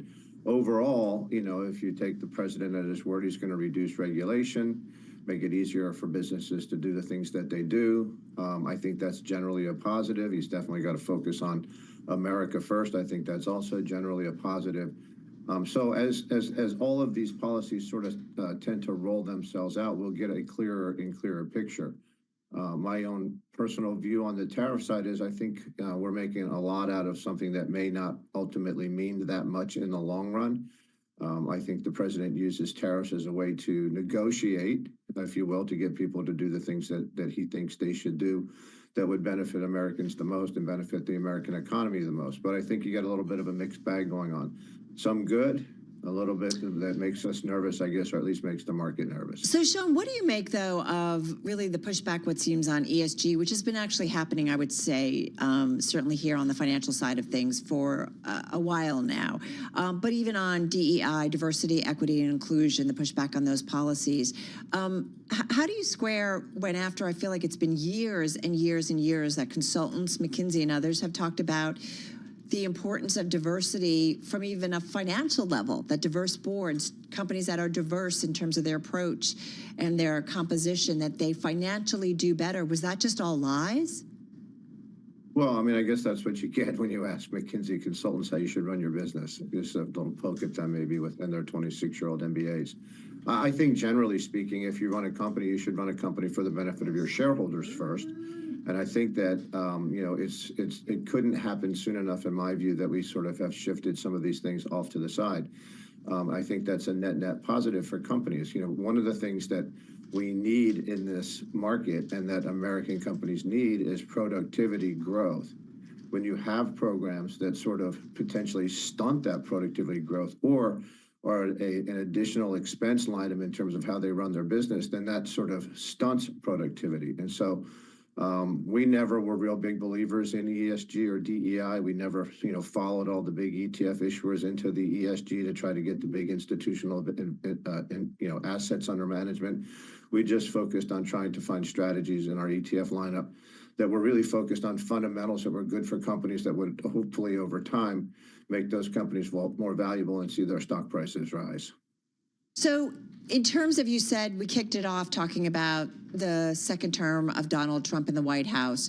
You said some good policies, some bad policies. The most read story in the Bloomberg has to do with these tariffs that are coming on China, Mexico, and Canada, right? And they are expected to go into effect tomorrow. 25% on Mexico and Canada, 10% levy on China. Is that in your good, bad column, in the bad column, in terms of the possible impact on companies and the U.S. economy and ultimately on U.S. publicly held companies? I didn't put it in my bad. I put it in my unknown category. We'll have to see category. I think generally Why unknown? Yeah. Well, because I don't think we really know what the ultimate tariffs are going to be, or if there are actually tariffs that last. I mean, everybody needs to keep in mind this is the second time that President Trump has been president, and the first time he wasn't very different in terms of how vocal he was about tariffs. And in spite of all of that, the markets did just fine, and the American economy grew. And so I think he's focused on the tariff side because of all these trade deficits. In other words, we shouldn't have trading partners where we're as unequal as we are. I'm not sure we'll ever be equal on the trade side with China, but we should do what we can, if you will, to make sure that the American companies that are exporting outside of the U.S. have an equal chance. And so I suspect that we're not going to see, 25 or 30% tariffs on Mexico or Canada. They might meet somewhere in the middle, or they may recraft an overall trade deal that makes them not necessary. So I just think we need to wait and see and be a little bit calm. I know that, it's one of those things that we talk about or that some people talk about on the air all the time, and it makes everybody nervous. I would just say with regard to that, let's just pump the brakes a little on the hysteria there, and let's wait and see what happens and what the outcome is. Well, you have dozens of ETFs at Pacer, including those that are you categorize as risk mitigation, high value growth, thematic growth factor, structured outcome, and income. Where are you seeing the flows right now, as far as money coming in? Where are people putting their money? It's a great question. The biggest flows for us are coming into an ETF. The ticker's CalG. It's our growth, like twin sister or brother to the CalZ value story. We use free cash flow margin. That's a simple calculation. It's the sales the company gets divided into the free cash flow. So it's just a measurement of how effectively companies convert their sales to profits. And the higher that free cash flow margin, the more effective companies are. What's fascinating, and I think what's leading to some of the inflows, is that if you look at, say, CalG versus the NASDAQ 100 or the Russell 1000 growth, we're performing as well or better over the last couple of years than those two big indexes, with one major distinction, which I think is important, and that is that we only have 17% overlap to the Russell growth and only about 17 or 15% overlap to the NASDAQ 100 in terms of portfolio names. But we only have 4% of the portfolio weight in the Mag 7 names. And so one of the things that we're talking to advisors and investors about is that what once was designed to be diversified is not necessarily as diversified as you think, based on the way the markets performed the last couple of years. And potentially one of the biggest risks to investors is that overconcentration, as much as has made us feel great on the way up, could be ultimately as disappointing on the way down. And so we're not saying, sell all your Qs or sell your IWF, which is the Russell Growth ETF. But what we're saying is, you should recognize how concentrated and dependent you are to a very small number of names, and perhaps find a different way to do that. Yeah. And when you use free cash flow margin as your screen, you wind up owning names like Apple Oven, which is in the Russell Growth, but on a very small weight. We got to run. Have a great weekend. So glad we got time. Sean O'Hara, president at Pacer ETFs. This is Bloomberg.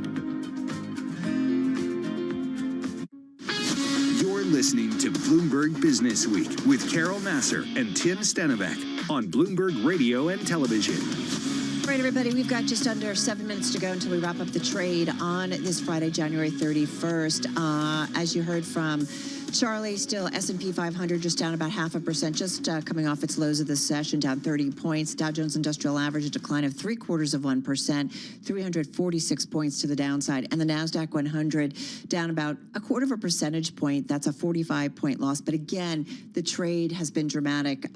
Dramatic in that it's very visible if you look at a chart, because we had seen gains. We thought actually we were kind of recouping on this Thursday everything that the stress of the AI trade that we'd seen lost on Monday. We thought that, ultimately we might head in finish up in the green, but it looks like we're going to be maybe down for the week on the major averages. So, what? Yeah.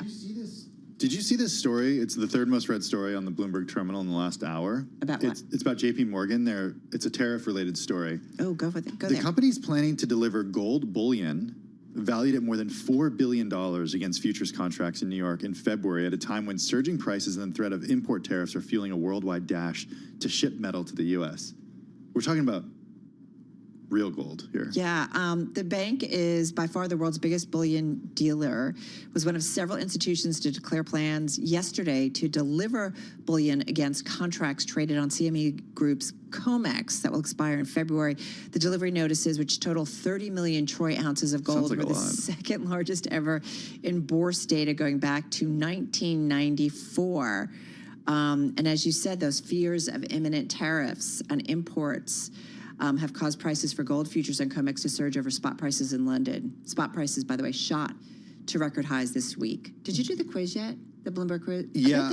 I bet this is on the quiz. It's not on the quiz. Oh, it isn't? No, I did the quiz yesterday. Are you nameless? Are you anonymous? anonymous? I went anonymous, but I did really well. I went back and looked today, and I'm still in the top 30. So I should not have gone Tim's anonymous. always Anyway. anonymous, especially when he does poorly. Yeah, unless I'm like top 10, I'm not going to put my name in there. Anyway. Okay, so anyway, some context. Well, millions of ounces of gold trade on COMEX every day. Typically, only a small fraction of that goes to physical delivery, with most long positions being rolled over or closed out before they expire. I feel like there's like a thriller in here when you're talking about this much gold. Yeah. Ocean's 14 or something? I don't know. Yeah, it's unclear whether JP Morgan or other banks were delivering bullion physically to take advantage of that arbitrage opportunity, or were simply using the deliveries to exit existing short positions. Hey, we're also monitoring what's happening in the Oval Office. We heard from Trump just now, getting this headline just crossing the Bloomberg terminal. The president says tariffs on steel and aluminum this month or next. So not a ton of guidance on exactly what he means this month or next. So, well, this month is almost over. So I'm not quite sure how to read that. I think maybe read it in, it could be in February.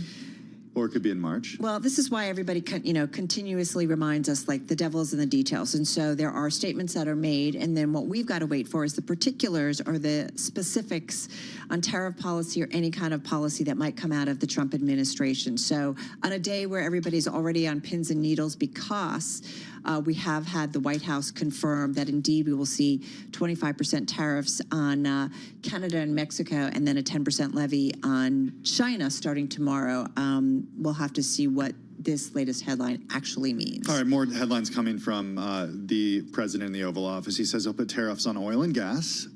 He will also put tariffs on pharmaceuticals, a repeat of something that he said in the past. He repeats that he'll put tariffs on pharmaceuticals. All right, so yeah. Shouldn't come as a surprise to anyone. He told her on John Micklethwaite in the fall that tariff is his favorite word in the dictionary. He also says we'll eventually put tariffs on chips, says we'll put tariffs on oil and gas, says we'll put tariffs on steel. I think you mentioned that, steel, aluminum this month or next month.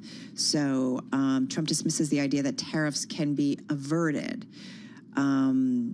So yes, we also have some headlines from CBS News commenting on an FCC request in an email, says it's working to comply with an FCC inquiry. The FCC request for unedited Kamala Harris interview.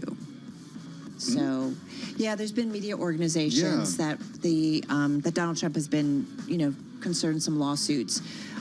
Yeah, I'll tell you a little bit more about it. All right, we're going to count you down to the close, guys. Don't go anywhere. This is Bloomberg.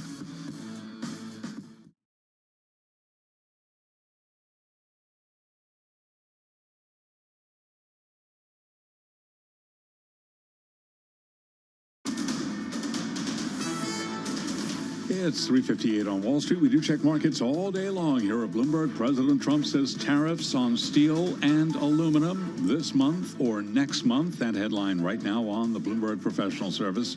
Indeed, fast-changing news on tariffs rattled traders across asset classes. And with less than 2 minutes to go ahead of the closing bell, the Dow, the S&P, NASDAQ all declining. Today's sell-off shattering the calm, spurred earlier by receding anxieties around the tech sector. Right now, the S&P is down 30, a decline of 0.5%. Dow Jones Industrial Average down 330, a drop there of 0.7%, while NASDAQ is down 46, a decline of 0.2%. The Russell 2000 index of small cap shares also lower today, down by just about 0.9%. 10-year 4.55%, the 2-year 4.21%, gold up 0.2%, 28.01 the ounce. Could see a record for gold. West Texas Intermediate up 0.5%, 73.10 on WTI. So the Dow, the S&P, NASDAQ all declining today. Apple after earnings down 0.7%. Apple said it has canceled the project to build advanced augmented reality glasses that would pair with its devices, marking the latest setback in its effort to create a headset that appeals to typical consumers. After earnings, Intel lower today by just about 2.9%. Recapping, S&P 500 index down 0.5%. I'm Charlie Pellet, and that is a Bloomberg Business Flash. All right, Charlie, thank you so much. You're listening and watching Bloomberg Business Week. We do want to do an update, though. The NTSB, we had anticipated that at 4 p.m. Wall Street time, they would be holding a media briefing on the investigation to Wednesday's midair crash collision.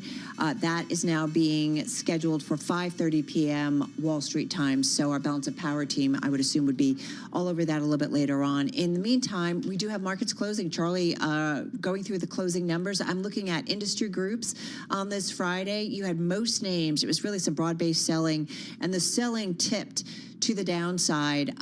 We saw that happen when we did get news and confirmation out of the White House that indeed tariffs were coming, and the particulars on that. Communication services were really your standout group, up about 0.75%. Consumer discretionary, slightly higher but flat.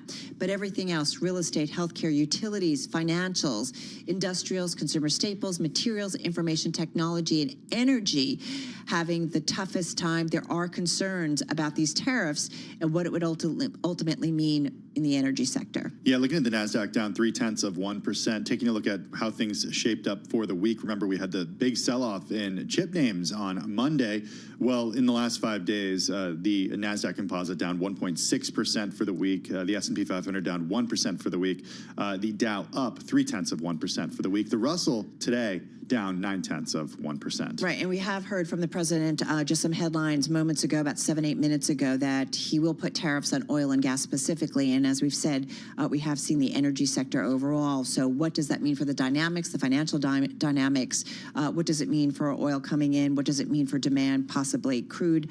We did see initially advancing, as the president said, tariffs will apply to oil. So we're going to take a look at that group, continuing to track that, and look for some more clarification, as we've heard from most leaders, those that we've spoken to today, that what's really important is what we get about the specifics of these tariffs that come from the White House, what they are on, if there are caveats to it, what are the duration of those tariffs, so, and what kind of trade war might ultimately result in as a result of the U.S. moves. Yeah, still getting headlines here. You mentioned tariffs on oil, metals, and chips coming in the coming weeks. The president also saying he'll probably reduce tariffs on oil, bring them down to 10% as well. All right. We're going to bring you comments from the Oval Office when the president is done speaking. We'll get some tape playback from there momentarily. Well, needless to say, it's been a super, super busy week, which actually began, can you remember, Monday, with perhaps a rethink of artificial intelligence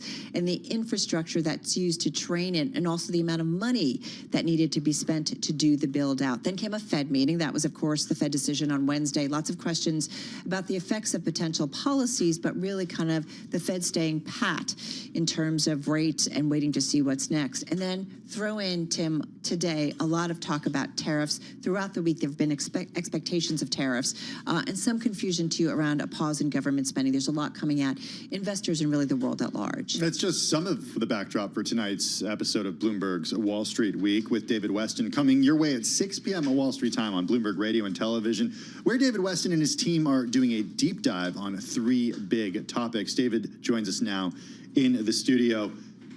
I kind of want to start with the Fed this week. Sure. Because we got some inflation numbers, and we heard from the Chair Powell. We're not quite at 2%. Every few weeks we ask the question, why do we have to get to 2%? And you guys went out and answered that question. Well, we went and tried to find some answers. First of all, figuring out where it came from. You probably know this, but it started in 1990 in New Zealand. And it was an offhand remark by a legislator to the press. And they sort of went around about it and decided ultimately, okay, 2% sounds pretty good. And it then, sounds so random. Well, it does sound random. What the main thrust was, they wanted something clear. Yeah. They wanted to convince the public, because at the time, Australia had come down from like 10% to 4%. And people were saying, well, is that good enough? And they were trying to say, well, no, we still have a ways to go. They wanted to give the public a sense that they were going to still work on it. But then Canada followed suit. Other people followed suit. It took us in the United States until 2012 to do it. And there was a lot of debate about should it be 1.5, 2, 2.5. So we talked to some Fed presidents of various ilks about where it came from. And they said, you know what, it's kind of Goldilocks. You know, you don't want it too low, you don't want it too high. John Williams literally said it was a Goldilocks number. It was something we could remember and we could communicate clearly. And that's where we ended up. You got to wonder, though, if there's maybe, I don't want to say some regret, but you know, the question comes up, not at every Fed presser, and they get accused of adjusting the goalpost. They would get accused of adjusting the goalpost if they did move it, but does it really have to be 2% now? Well, haven't things changed? Well, everybody agrees it doesn't have to be in some sort of a larger, natural law sense. It's got to be 2%. But at the same time, if you moved it now, the markets would not react well. In fact, Powell at the press conference this week said, look, for us to adjust the goal because we can't get to the goal is not a good message to the markets. It doesn't convey a sense of real confidence in the Fed. So having done this, and we have Priya Misran, among other people, who says, boy, it makes my heart stop when you say about maybe changing it. Because whatever it should have been, it could have been anything, but you change it now and it will really wreak havoc. Is it just arbitrary, though, David? Is it, though, that 2% is kind of Goldilocks? Because I am curious whether Fed officials say this is a good target for kind of managing the economy. Well, I think what I took away from what was said by the Fed presidents basically was there's a sort of a natural 1% built into the economy. Yeah. You don't want to try to run it at 1% because then you've got no leeway at all. You can get into deflation right quick, and that's the one thing you don't want to do. Right. And so it's not 1%. It's got to be above 1%. They also are worried about that zero lower bound. Because that really limits their ability to affect monetary policy. And that's kind of where they come out with 2. Yeah. But nobody says it's a perfect number, but they say you got to have some number to convey confidence, and it's as good a number as any, and we're not moving it. I love that you guys did that, right? Because it's just something we kind of take, for granted, or just like say it's there, and then to kind of understand behind it. What else do you have this week? We also have Larry Summers talking about DeepSeek. He's on the board of OpenAI, talking about, is this really changed the entire game? And we also talked a fair amount to David Kostin, as well as to Laura Calvasina, about the big tech companies, the Magnificent Seven, and whether what we saw at the beginning of the week, we forget, was such a dramatic change in the marketplace, whether it really indicated maybe they're too high. Or should they really be as high as they should? And by the way, there's sort of a consensus it's way too concentrated. Kostin says it's the highest it's been in like 20 years, the concentration. It's really quite extraordinary. Do you think that, or do the folks you spoke to, David, think that this week is going to be an inflection point, or is there too much unknown People about seem to DeepSeek? warn us off of that. I mean, Really? Larry did and everybody else did. Don't overreact. And by the way, you saw that sort of over the course of the week. Well, today the read-in before the tariffs, it was kind of like, hey, listen, we've basically gained back all the ground we lost. Exactly, and that was, as you just said, Carol, the tariffs, as far as we can tell, it wasn't at all what's coming out of China and artificial intelligence. I mean, NVIDIA hasn't gained back everything that it lost from that 17% sell-off on Monday. But it did bounce back. It came a back. little bit. I mean, at the end of the day, it's But the back market to, overall, the market considering overall, the yes. But extreme if we just selling. look at NVIDIA, I mean, NVIDIA's down to almost where it was on Monday. Monday, at the end of the day. And I think we still saw from some of the Mag 7 that there was spending still going on. Nobody For said sure. we're done. But by the way, both David Kostin and Lori Calvasina said as they look out, it's got to come off. The concentration's got to come down. The Yeah. equal weighted is going to do better relative to the Magnificent Seven over the next year or two, just because that's the way markets work over time. I want to go back to Larry Summers. So OpenAI, did he think, wow, this is pretty cool with DeepSeek? Because it was fascinating over the week that everybody who saw that DeepSeek was competition for them was all like, great job. This is really great developments. I'm curious what his take was on it. Well, his take was, we always expected that we wouldn't be the last word. We always expected there'd be innovation and people would do further things, and we should expect more of it.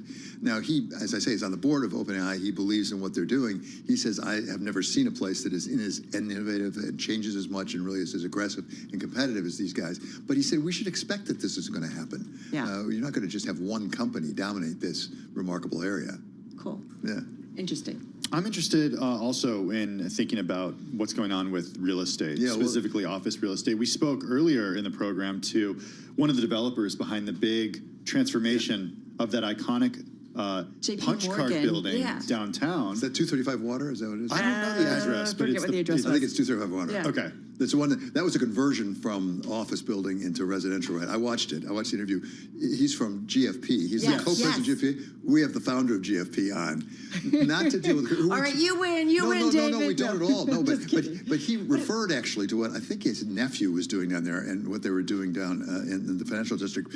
We went to a B class office building that he was keeping an office building and sprucing up, and why he thinks that's actually a pretty good business. But the other thing we did was we looked at what's the difference between an A double plus or a marquee building. Yeah. And we went I've always wondered this. We went to One Vanderbilt and talked to the guy who's responsible for leasing for SL Green and said, what is this? By the way, we did a tour around. It is pretty extraordinary. I mean, I'd been to the restaurant there. I hadn't been around the offices and things. It is amazing. But he actually took us through what the difference was among them, and this is what he said. Typically, the marketplace is stratified between the A product and B and C product. And A covers a wide definition of quality buildings, generally buildings of a newer vintage, but in New York City, where the average age of buildings are 65 years old, newer in New York City could mean a building that's 30 or 40 years old. But it's generally buildings that are well located, have either new vintage or have undergone heavy redevelopment, big capital spends over the past several years, have modernized infrastructure, have efficient floor plates, higher ceiling heights, and things that people find important in today's work environment. But within the A product, then you have the marquee product. You have the best of the best. Stephen Durrells is Director of Leasing and Real Property at SL Green and is responsible for One Vanderbilt, the new office tower looming over Grand Central Station. The way the New York City Comptroller keeps score, about 60% of all Manhattan office space has some form of A grade, but the top 5-star rating is reserved for only 13%, leaving about 40% with a grade of B or below. So I found this interesting just to figure out how many A's, how many B's, how many C's, and it turns out there's a very small portion that are the marquee or the A+, like One Vanderbilt. What are we? Do we know? I'm sure this is marquee. I don't know. This is really nice. This is a Vornado building, and it's pretty high end. Okay, just making sure, because this one seems pretty nice. No, I think you're okay. Okay, cool. So just wanted to check. What did they say about office? It was John Gray of Blackstone this week. Is talking about that he thinks the worst is pretty much over with office. Was there a takeaway about, especially those B and C properties? Well, the C ones, I think everybody agrees there are real problems. In fact, there's discussion about maybe you just have to tear them down, and make it into something else.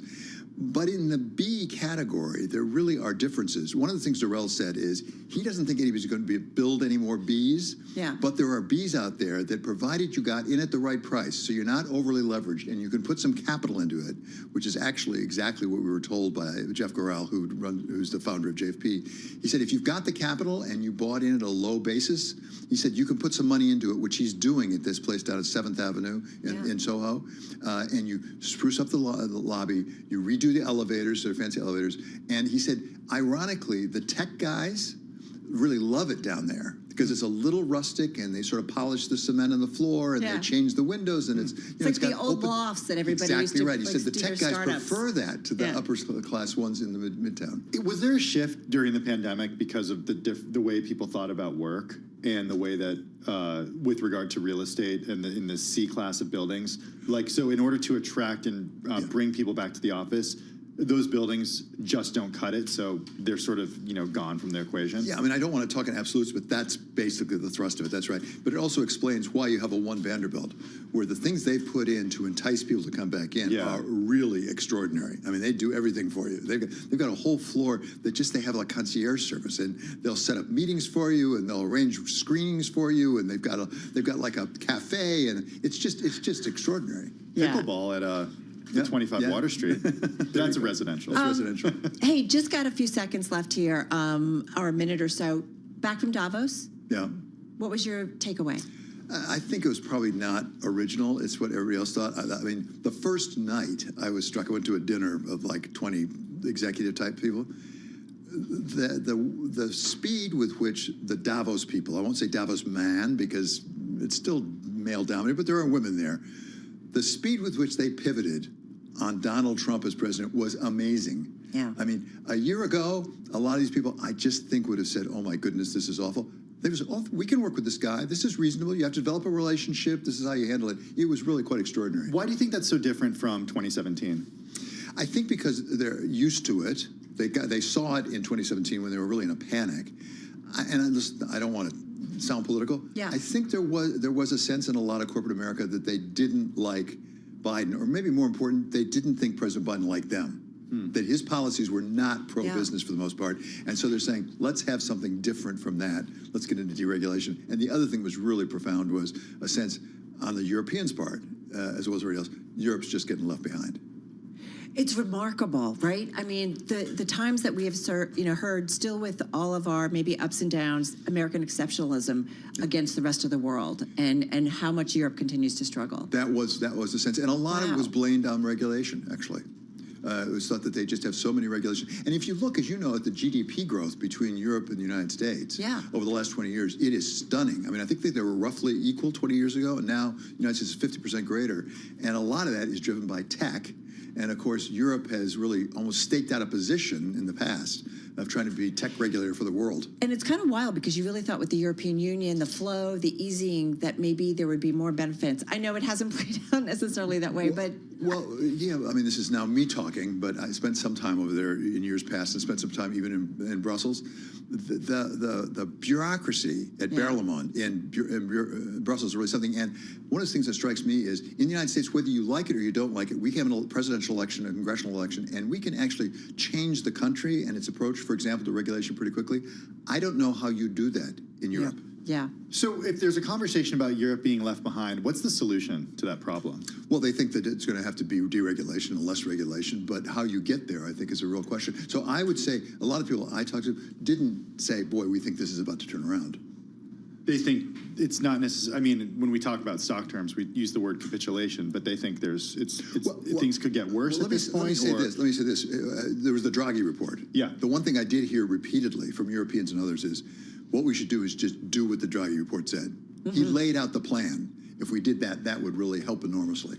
Was a sort of a general consensus. What you also see, though, is political implications to this. You see the rise of the right in certain countries, including Germany. Absolutely. Well, in part because you don't have the economic growth. You don't have the same opportunity. When you don't have economic growth, it puts real stress on the social systems. The other thing I will say is, one thing you did not hear anything about, DEI, which should not have been true in earlier Davoses. Which is interesting. Like the pullback, I feel like on ESG, DEI, right, over the last couple of years, it's kind of fascinating. I almost feel whipsawed considering coming off the pandemic and George Floyd and just how much conversations we had with senior executive CEOs at companies, right? And it's just very, very different. Yeah, and maybe because it went too far, or maybe because they're afraid of getting in trouble. Well, that's what I wanted to ask you, because I've had some side conversations with various companies, and they're like, you know what, we're going to do what we're going to do.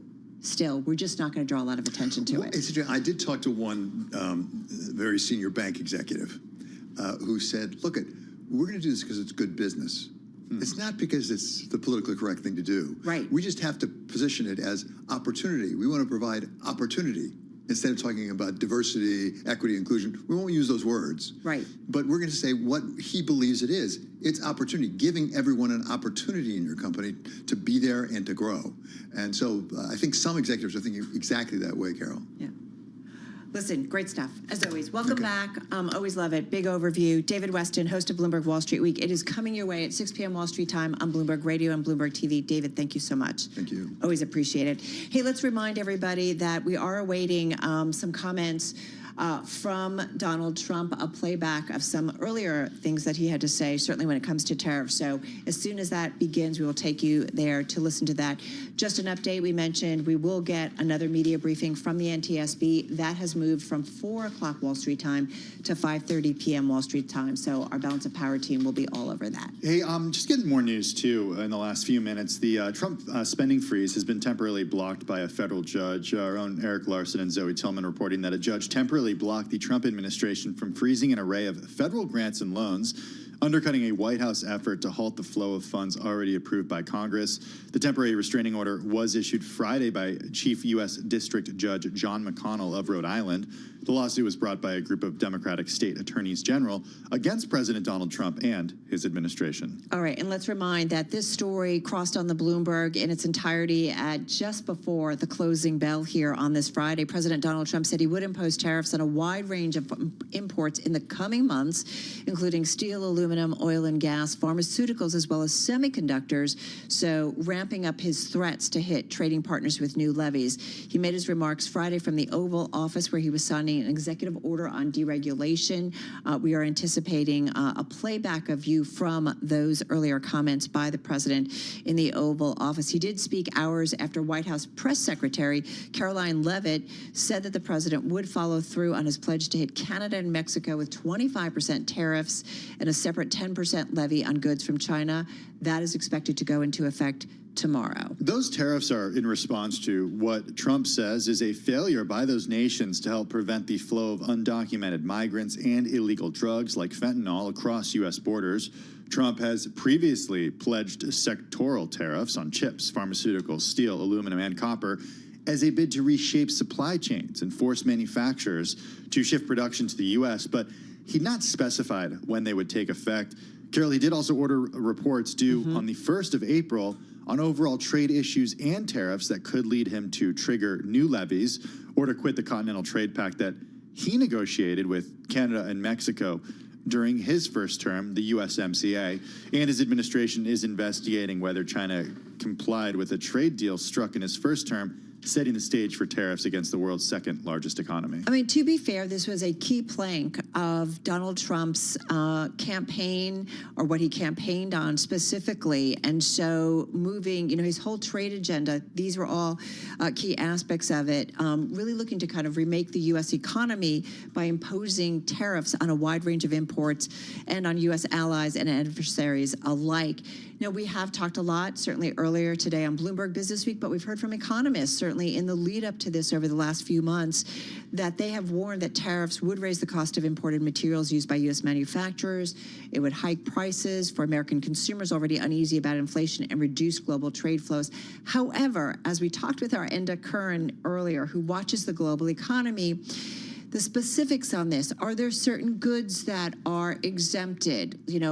How long these tariffs are implemented? Is this part of the strategy, of Donald Trump in terms of trade flows overall and maybe opening up some new conversations on that front? So again, the more specifics we get, the more we will know about the impact or potential impact. Some companies to watch for, though, automakers such as GM, Ford, Stellantis, those have global supply chains. They've got massive exposure to Mexico and Canada.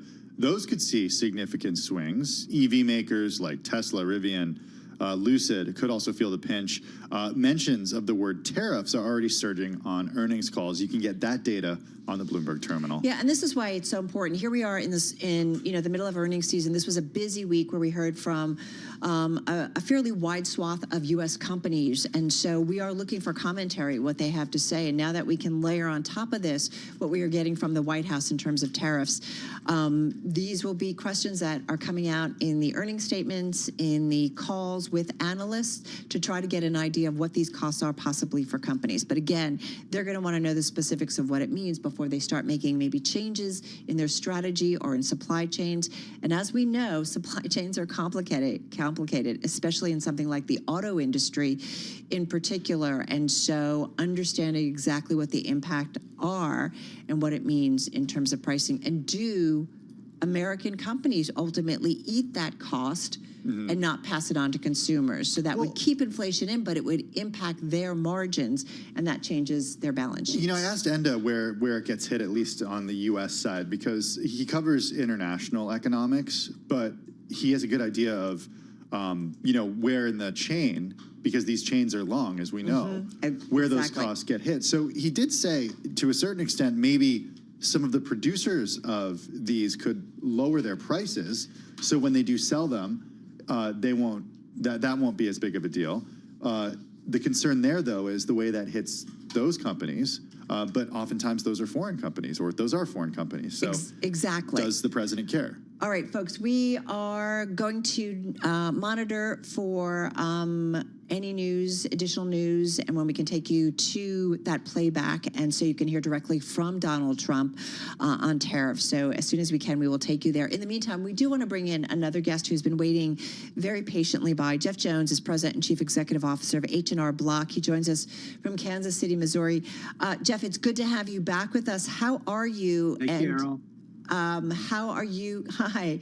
And how are you kind of navigating our environment today? And I do apologize in advance because we may have to interrupt to go to the White House. But in the meantime, tell us about today's environment, especially as we keep a really strong watch on what's coming out of D.C. How are you navigating through? Yeah, I appreciate it and fully understand if we got to cut away. I mean, we are at the beginning of our most important time of the year, which is where Americans turn to us for help to get their tax refund. And so, you know, much of the conversation you're having about tariffs and other things don't impact our business directly, but if they do impact the health of the consumer, that's where we can step in and try to help them get the biggest tax refund, get financial products and things like Spruce. But it is a very, very busy time for everyone, and I think we're all waiting to see kind of what normal becomes. What are you seeing from your clients right now? How is their economic picture looking? You work with certainly a distinct segment of the U.S. population. How are they doing? We do. You know, we do an annual survey with our consumers, a very, very large survey. And in general, what we've seen is financially, they're optimistic. What they've been worried most about is debt. And that's played out in terms of college debt and other things, credit card debt for certain. But right now, what they turn to us for is to get their tax refund. Remember, for most Americans, they get a refund, and that could be $3,000 or $4,000 or more. That's the biggest check they'll get all year. So right now, what I know most Americans are waiting on is, what's my refund going to be, and how do I get every dollar possible? Would you say consumers, how would you describe them right now, Jeff, in terms of how they are doing? We saw consumer spending numbers come out. They came out stronger than expected today. They're backward looking. If we get tariffs, that could impact things, especially if companies pass that along. But how would you describe the consumer? Because you guys see a lot of data, especially when it comes to, I feel like, a wide group of Americans. I think if I had to simplify to one single word, it would be waiting. They have cash. We're seeing spending return. They do have debt, but they're waiting to see what this normal is going to be. With so many campaign promises, with all the executive orders that are happening, when we talk to consumers, they're not sure where things are going to ultimately settle. And so waiting might be a really simple word. Well, we're waiting for a lot of policies from the president, and I'm wondering how those policies could affect you and your clients. The Tax Cuts and Jobs Act that the president signed back in 2017, that's set to expire at the end of this year. How are you looking at that as affecting the way that you prepare taxes for folks? The big thing that impacts people is just change in tax policy. And so, you know, when you think at a local level, a state level, and a federal level, there are changes every single year. And so where consumers get confused, where they lack confidence, is when there's new change. And so, you know, we don't know what ultimately will happen in terms of policy. We'll wait to see. But this tax season, right now, before April 15th, there really is unlikely to be any changes to tax policy that impact this year, with one exception. And you've probably covered a lot about 1099Ks. And so that is one big change to tax policy this year. And millions of Americans are going to get something in the mail they're not used to getting based on being a local seller or different things. So that is one change we're expecting this year. Hey, I am curious about the IRS and what the Trump administration could do in terms of cutting the budget. We have done some extensive reporting here at Bloomberg about the antiquated technology and resources that the IRS has been dealing with for years. A firing of workers and cutting back telework, all these different things. What's your read on that? And I'm just curious if there's implications for your business, Jeff. So I think it's easy probably for listeners and viewers today to think more about the IRS in enforcement. And obviously that's a big part of the job. But the IRS touches more Americans every year than any other federal agency. And so we are absolutely supporters of them getting more modern technology, the right resources to provide customer service. The number one question that people ask is, where's my refund? But when the IRS doesn't have the resources to answer the phone to answer that question, H&R Block is the one that gets the phone call. Interesting. And so that's where we just know they need modernization, they need resources, and they need to be able to provide great customer service for the 150 million Americans that rely on them for this interaction. I'm curious if you have reached out to the president about this, because you do have such a great vantage point, Jeff, for probably, a bunch of Americans, probably a fair amount who voted for Donald Trump. You really kind of get to middle America and you get to see a lot. Have you reached out to have a conversation about the implications for a lot of Americans if indeed he goes through with some of his plans to cut the budget and workers possibly at the IRS? And we're celebrating our 70th anniversary this year, which means we've been through countless administrations. And our teams have definitely been in touch as the transition teams have been put in place and now things are getting settled. We have enjoyed a great relationship with all administrations, Treasury and IRS. Right. Because our work is so inextricably linked to the federal and state governments. Got it. They know we're here and ready to share any insights we have. Jeff Jones, you're a champ. Thank you so much. President and Chief Executive Officer of H&R Block. Right now, we do want to go a playback of Donald Trump, the president, in the Oval Office from earlier today. Fentanyl, killing hundreds of thousands of people a year with the fentanyl. And in the other two cases, they're making it possible for this poison to get in, number one. And number two, we have big deficits, and it's something we're doing. And we'll possibly very substantially increase it or not. We'll see how it is. But it's a lot of money coming to the United States. As you know, we have about a $200 billion deficit with Canada, getting close to $200 billion. They've treated us very unfairly. And I say, why should we be subsidizing Canada? It's wonderful. I have so many friends in Canada. It's a great place. Is there a concession you're looking for, sir? No, we're not looking for a concession. And we'll just see what happens.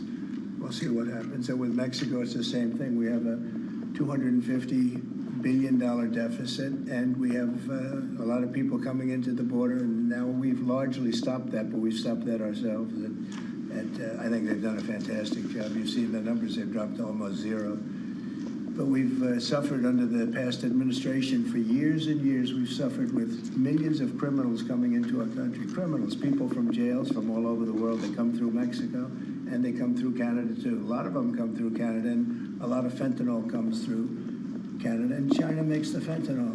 China makes the fentanyl, gives it to Mexico, puts it through Canada, puts it through different places, mostly Mexico, but also a lot through Canada. And so all three haven't treated us very well.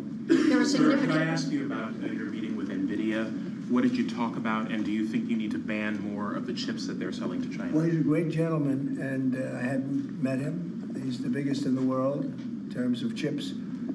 And I can't say what's going to happen with it. We had a meeting. It was a good meeting. But eventually we're going to put tariffs on chips. We're going to put tariffs on oil and gas. That'll happen fairly soon. I think around the 18th of February.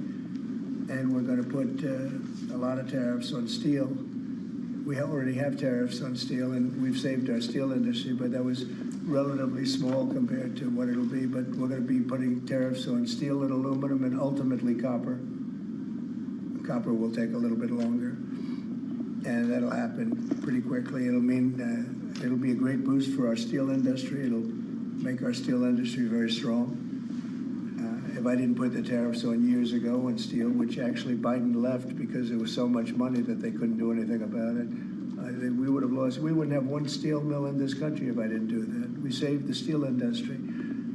So it was an honor to do it. And I think the people that love me most in the whole world are people that make steel. But we're going to be putting sometime this month, next month, we're going to be putting tariffs on steel and aluminum.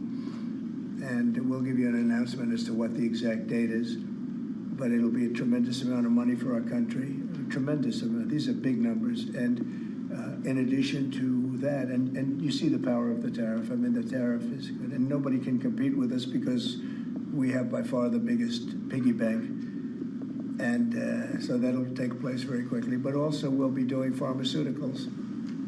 And to bring our industry back, we want to bring pharmaceuticals back to the country. And the way you bring it back to the country is by putting up a wall, and the wall is a tariff wall. We were the richest country in the world. We were at our richest from 1870 to 1913. That's when we were a tariff country. And then they went to an income tax concept, and how did that work out? It's fine. I mean, it's okay, but would have been very much better. So we'll be doing pharmaceuticals, importantly, and drugs, medicines, etc., all forms of medicine and pharmaceuticals. And we'll be doing, very importantly, steel, and we'll also be doing chips and things associated with chips. And sir, what do you plan on talking with the Japanese Prime Minister about next Friday when you all meet? Well, he's coming in, next week. I don't know, he asked for a meeting, and I have great respect for Japan. I like Japan. Prime Minister Abe was a very close friend of mine. What happened to him was so sad, one of the saddest days. But they're coming in to speak to me, and I look forward to it. Mr. President, on the crash, do you have any concerns that your commentary about things you have described as common sense or your observations could in any way interfere with the thorough investigation of the crash? No, I think they'll do an investigation. It'll probably come out the way I said it. I like to put it up front. I'm so tired of listening to things happen to our country, and then people say we'll do an investigation, and 3 years later they come out with a report that nobody looks at. Especially, not in all cases can you do that, but in this case, you had a helicopter that was, the Black Hawk was too high. It was above the 200 limit by double.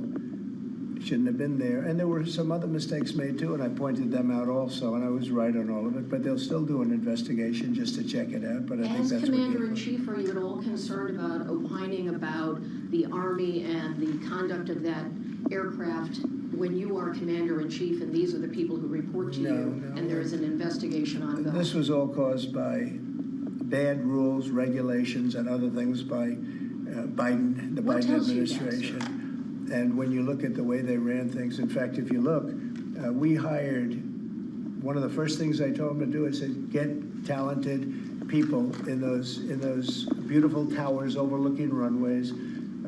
You better get them in there fast because we don't have people there that are qualified. And you knew that because planes were landing very, very late. They were circling all over the place.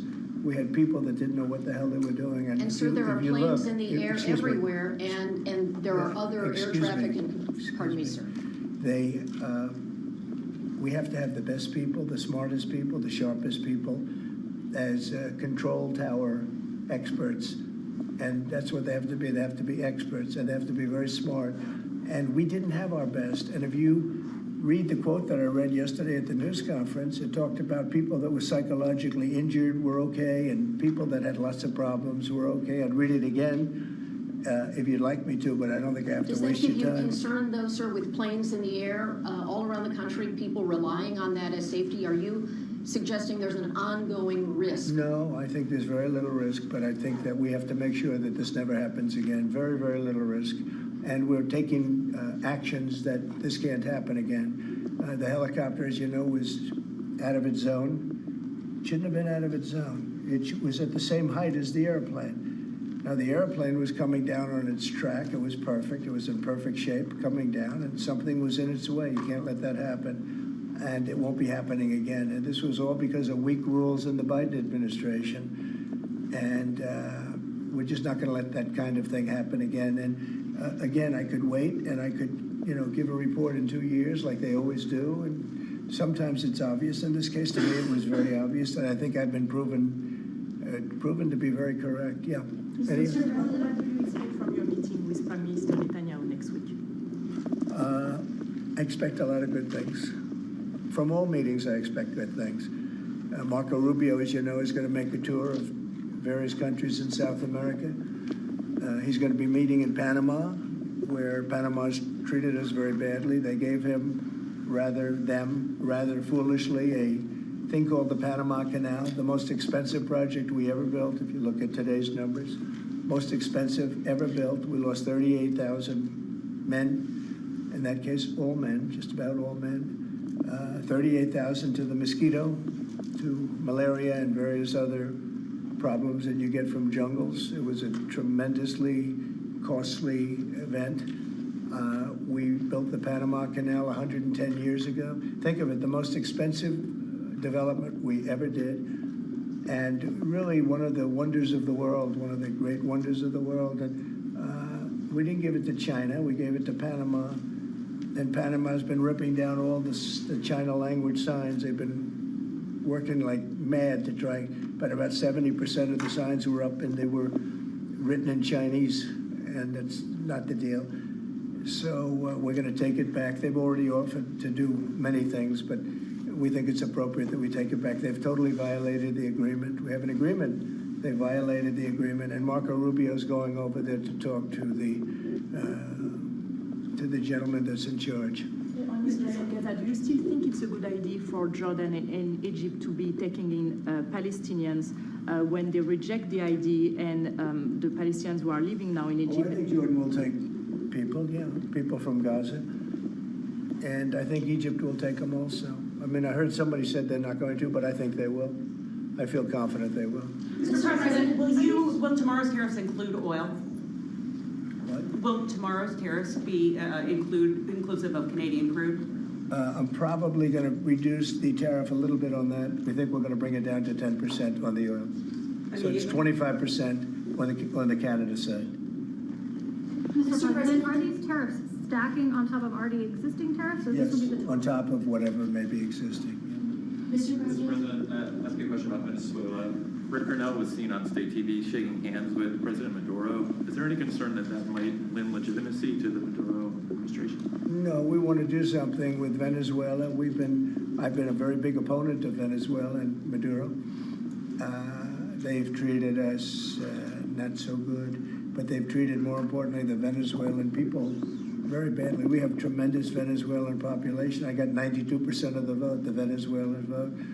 Now we want to see what we can do to get people back in their homeland safe and free and all. He's meeting with a lot of different people, but we are for the people of Venezuela. We're for the Venezuelan Americans. If you look at it, we have them all in Florida, right around the Doral area. That's really, they call it Little Venezuela, right? And they voted for me close to 100%. So we'll see what we can do to straighten out the situation in Venezuela. Venezuela has been very unfortunate.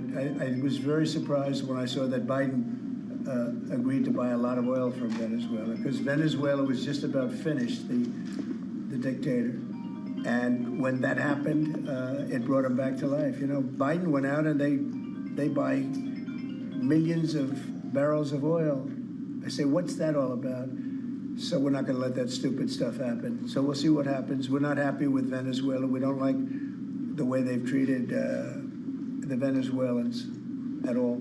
Mr. President, there have been some warnings or messages that government websites will be shut down this evening to scrub them of DEI content. Can you confirm if that's What's been accurate? shut down? Government websites, excuse me, will be shut down this evening to scrub them of DEI content. Can you confirm whether that's accurate and if there are any concerns? I don't know. about- It doesn't sound like a bad idea to me. DEI would have ruined our country, and now it's dead. I think DEI is dead, so if they want to scrub the websites, that's okay with me. But I can't tell you. I guess probably certain people handle it certain ways. But I'll tell you who's very happy about it: the military. The real leaders, the real generals in the military, they're very happy about it. Doug is very happy about it. He's got a big group of people that are going to be working for him, really starting right now. He just got signed up, and they're very happy about it. He had a lot of DEI, everybody did, but he has not been a fan. It was really hurting our country badly. It's costing a lot of money too. You see the kind of money we're talking about? Hundreds of millions of dollars for nonsense. Now we have our country back now.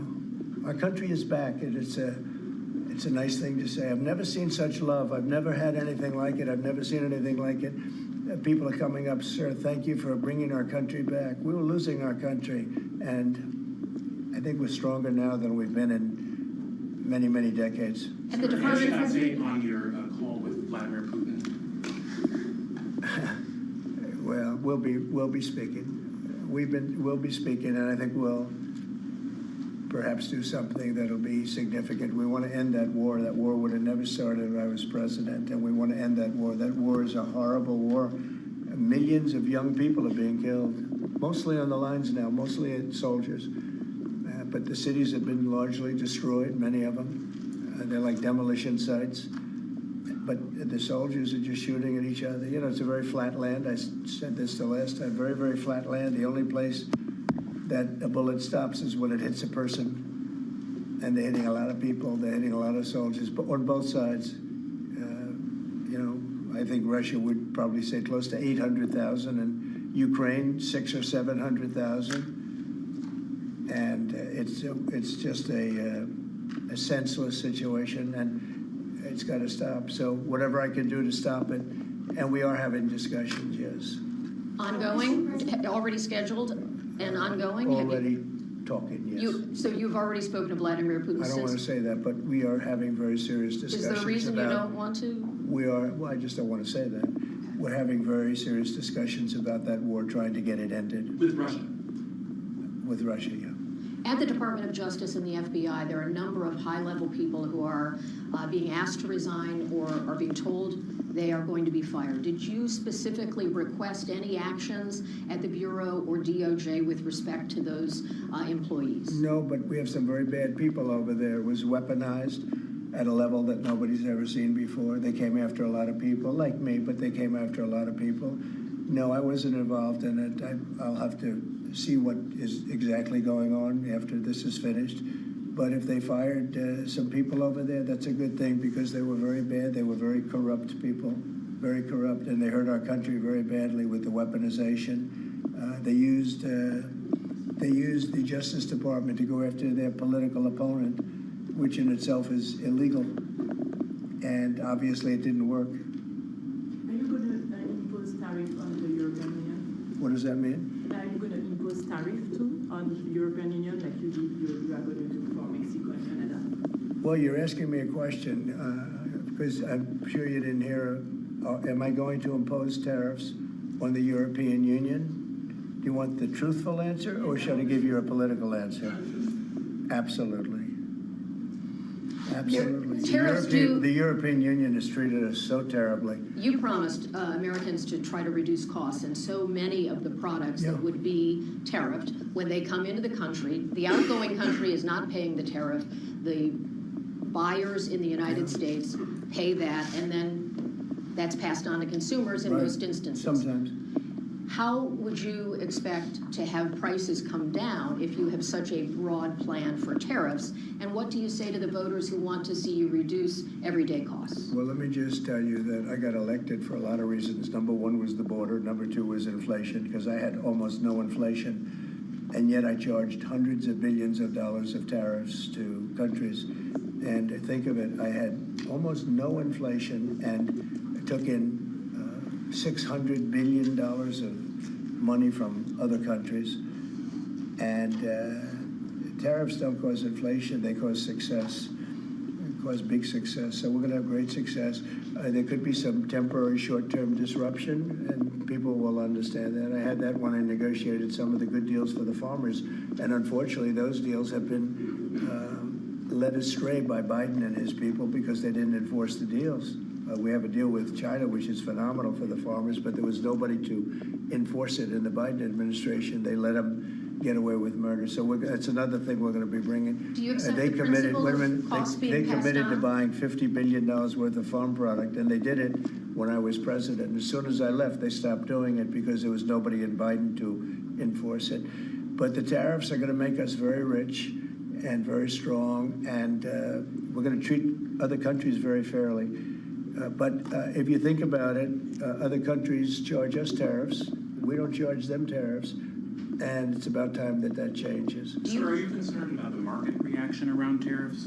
No, no. Tariffs, the word tariff is a very misunderstood word. You've heard me say, I say it kiddingly, but it's one of the most beautiful words in the dictionary. It really is.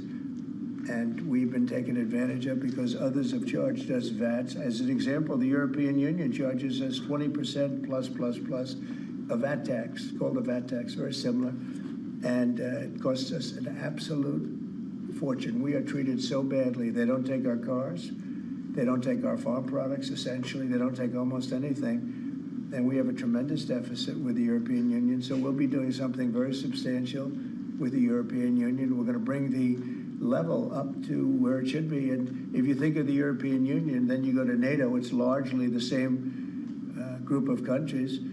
Until I came along, I mean, we were paying almost 100% of NATO only to get bad trade deals.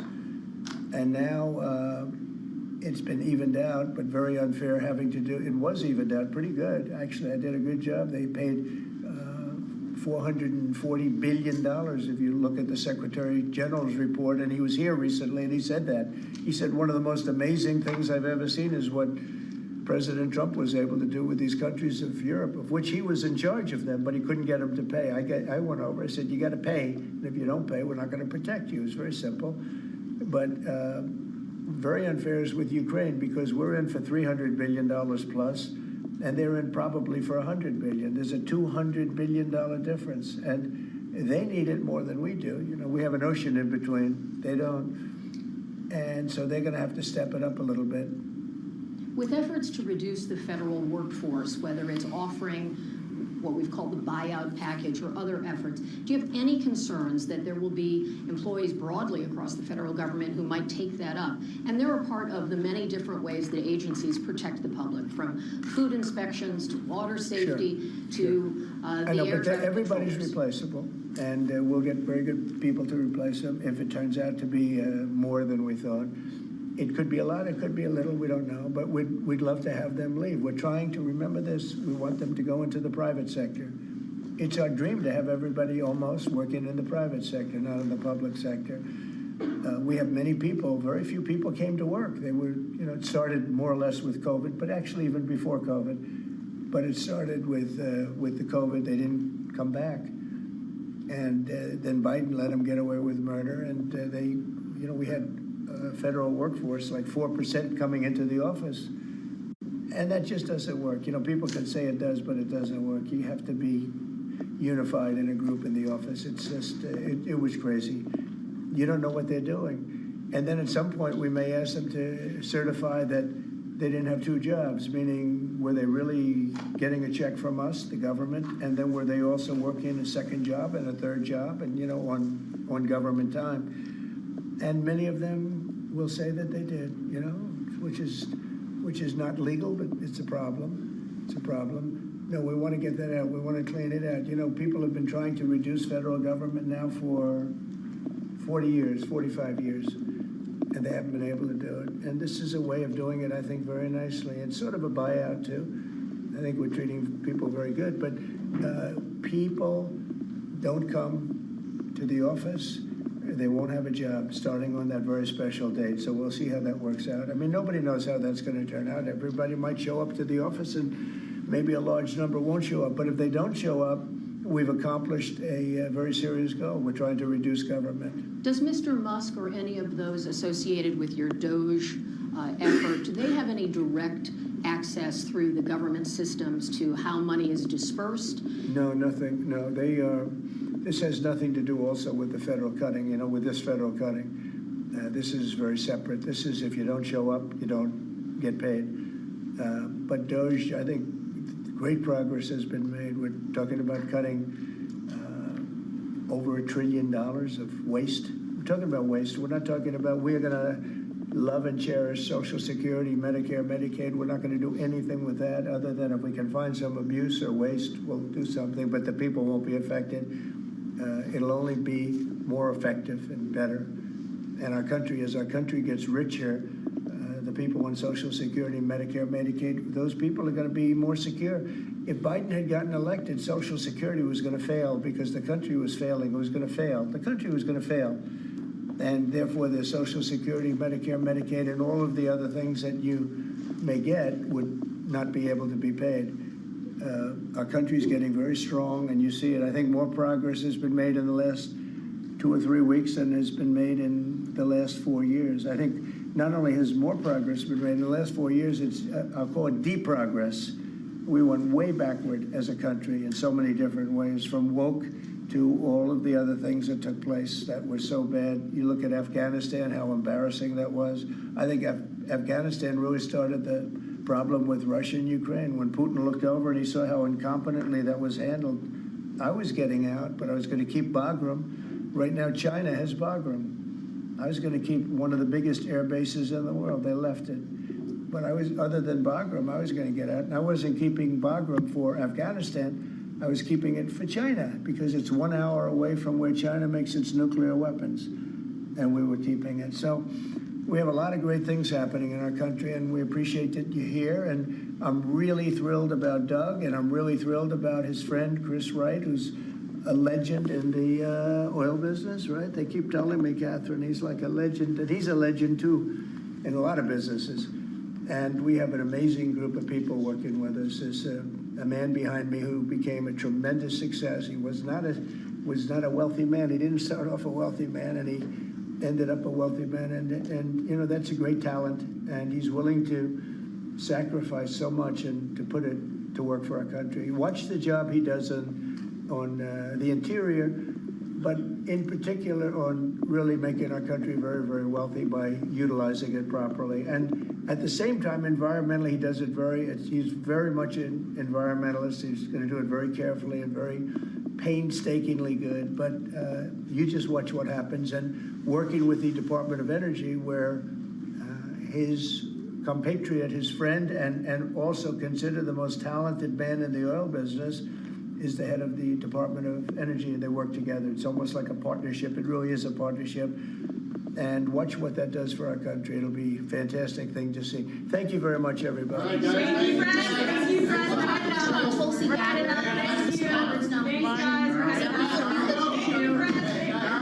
All right, everybody. President Trump in the Oval Office. A playback from earlier today. Lots of headlines, but really just confirming what he has done in terms of tariffs and the imposition on Canada and Mexico and also on China. All of this starting tomorrow. Anything you missed, check it out at Bloomberg.com. Let's talk skiing, because maybe people are driving to skiing this evening. Vail Resorts blew up the winter sports industry when it released the Epic Pass back in 2008. It was a big deal. Then there was the Icon Pass from Alterra.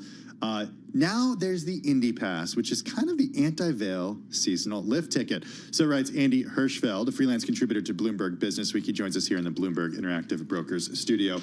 Andy, how is the Indy Pass different from the Epic and Icon Passes?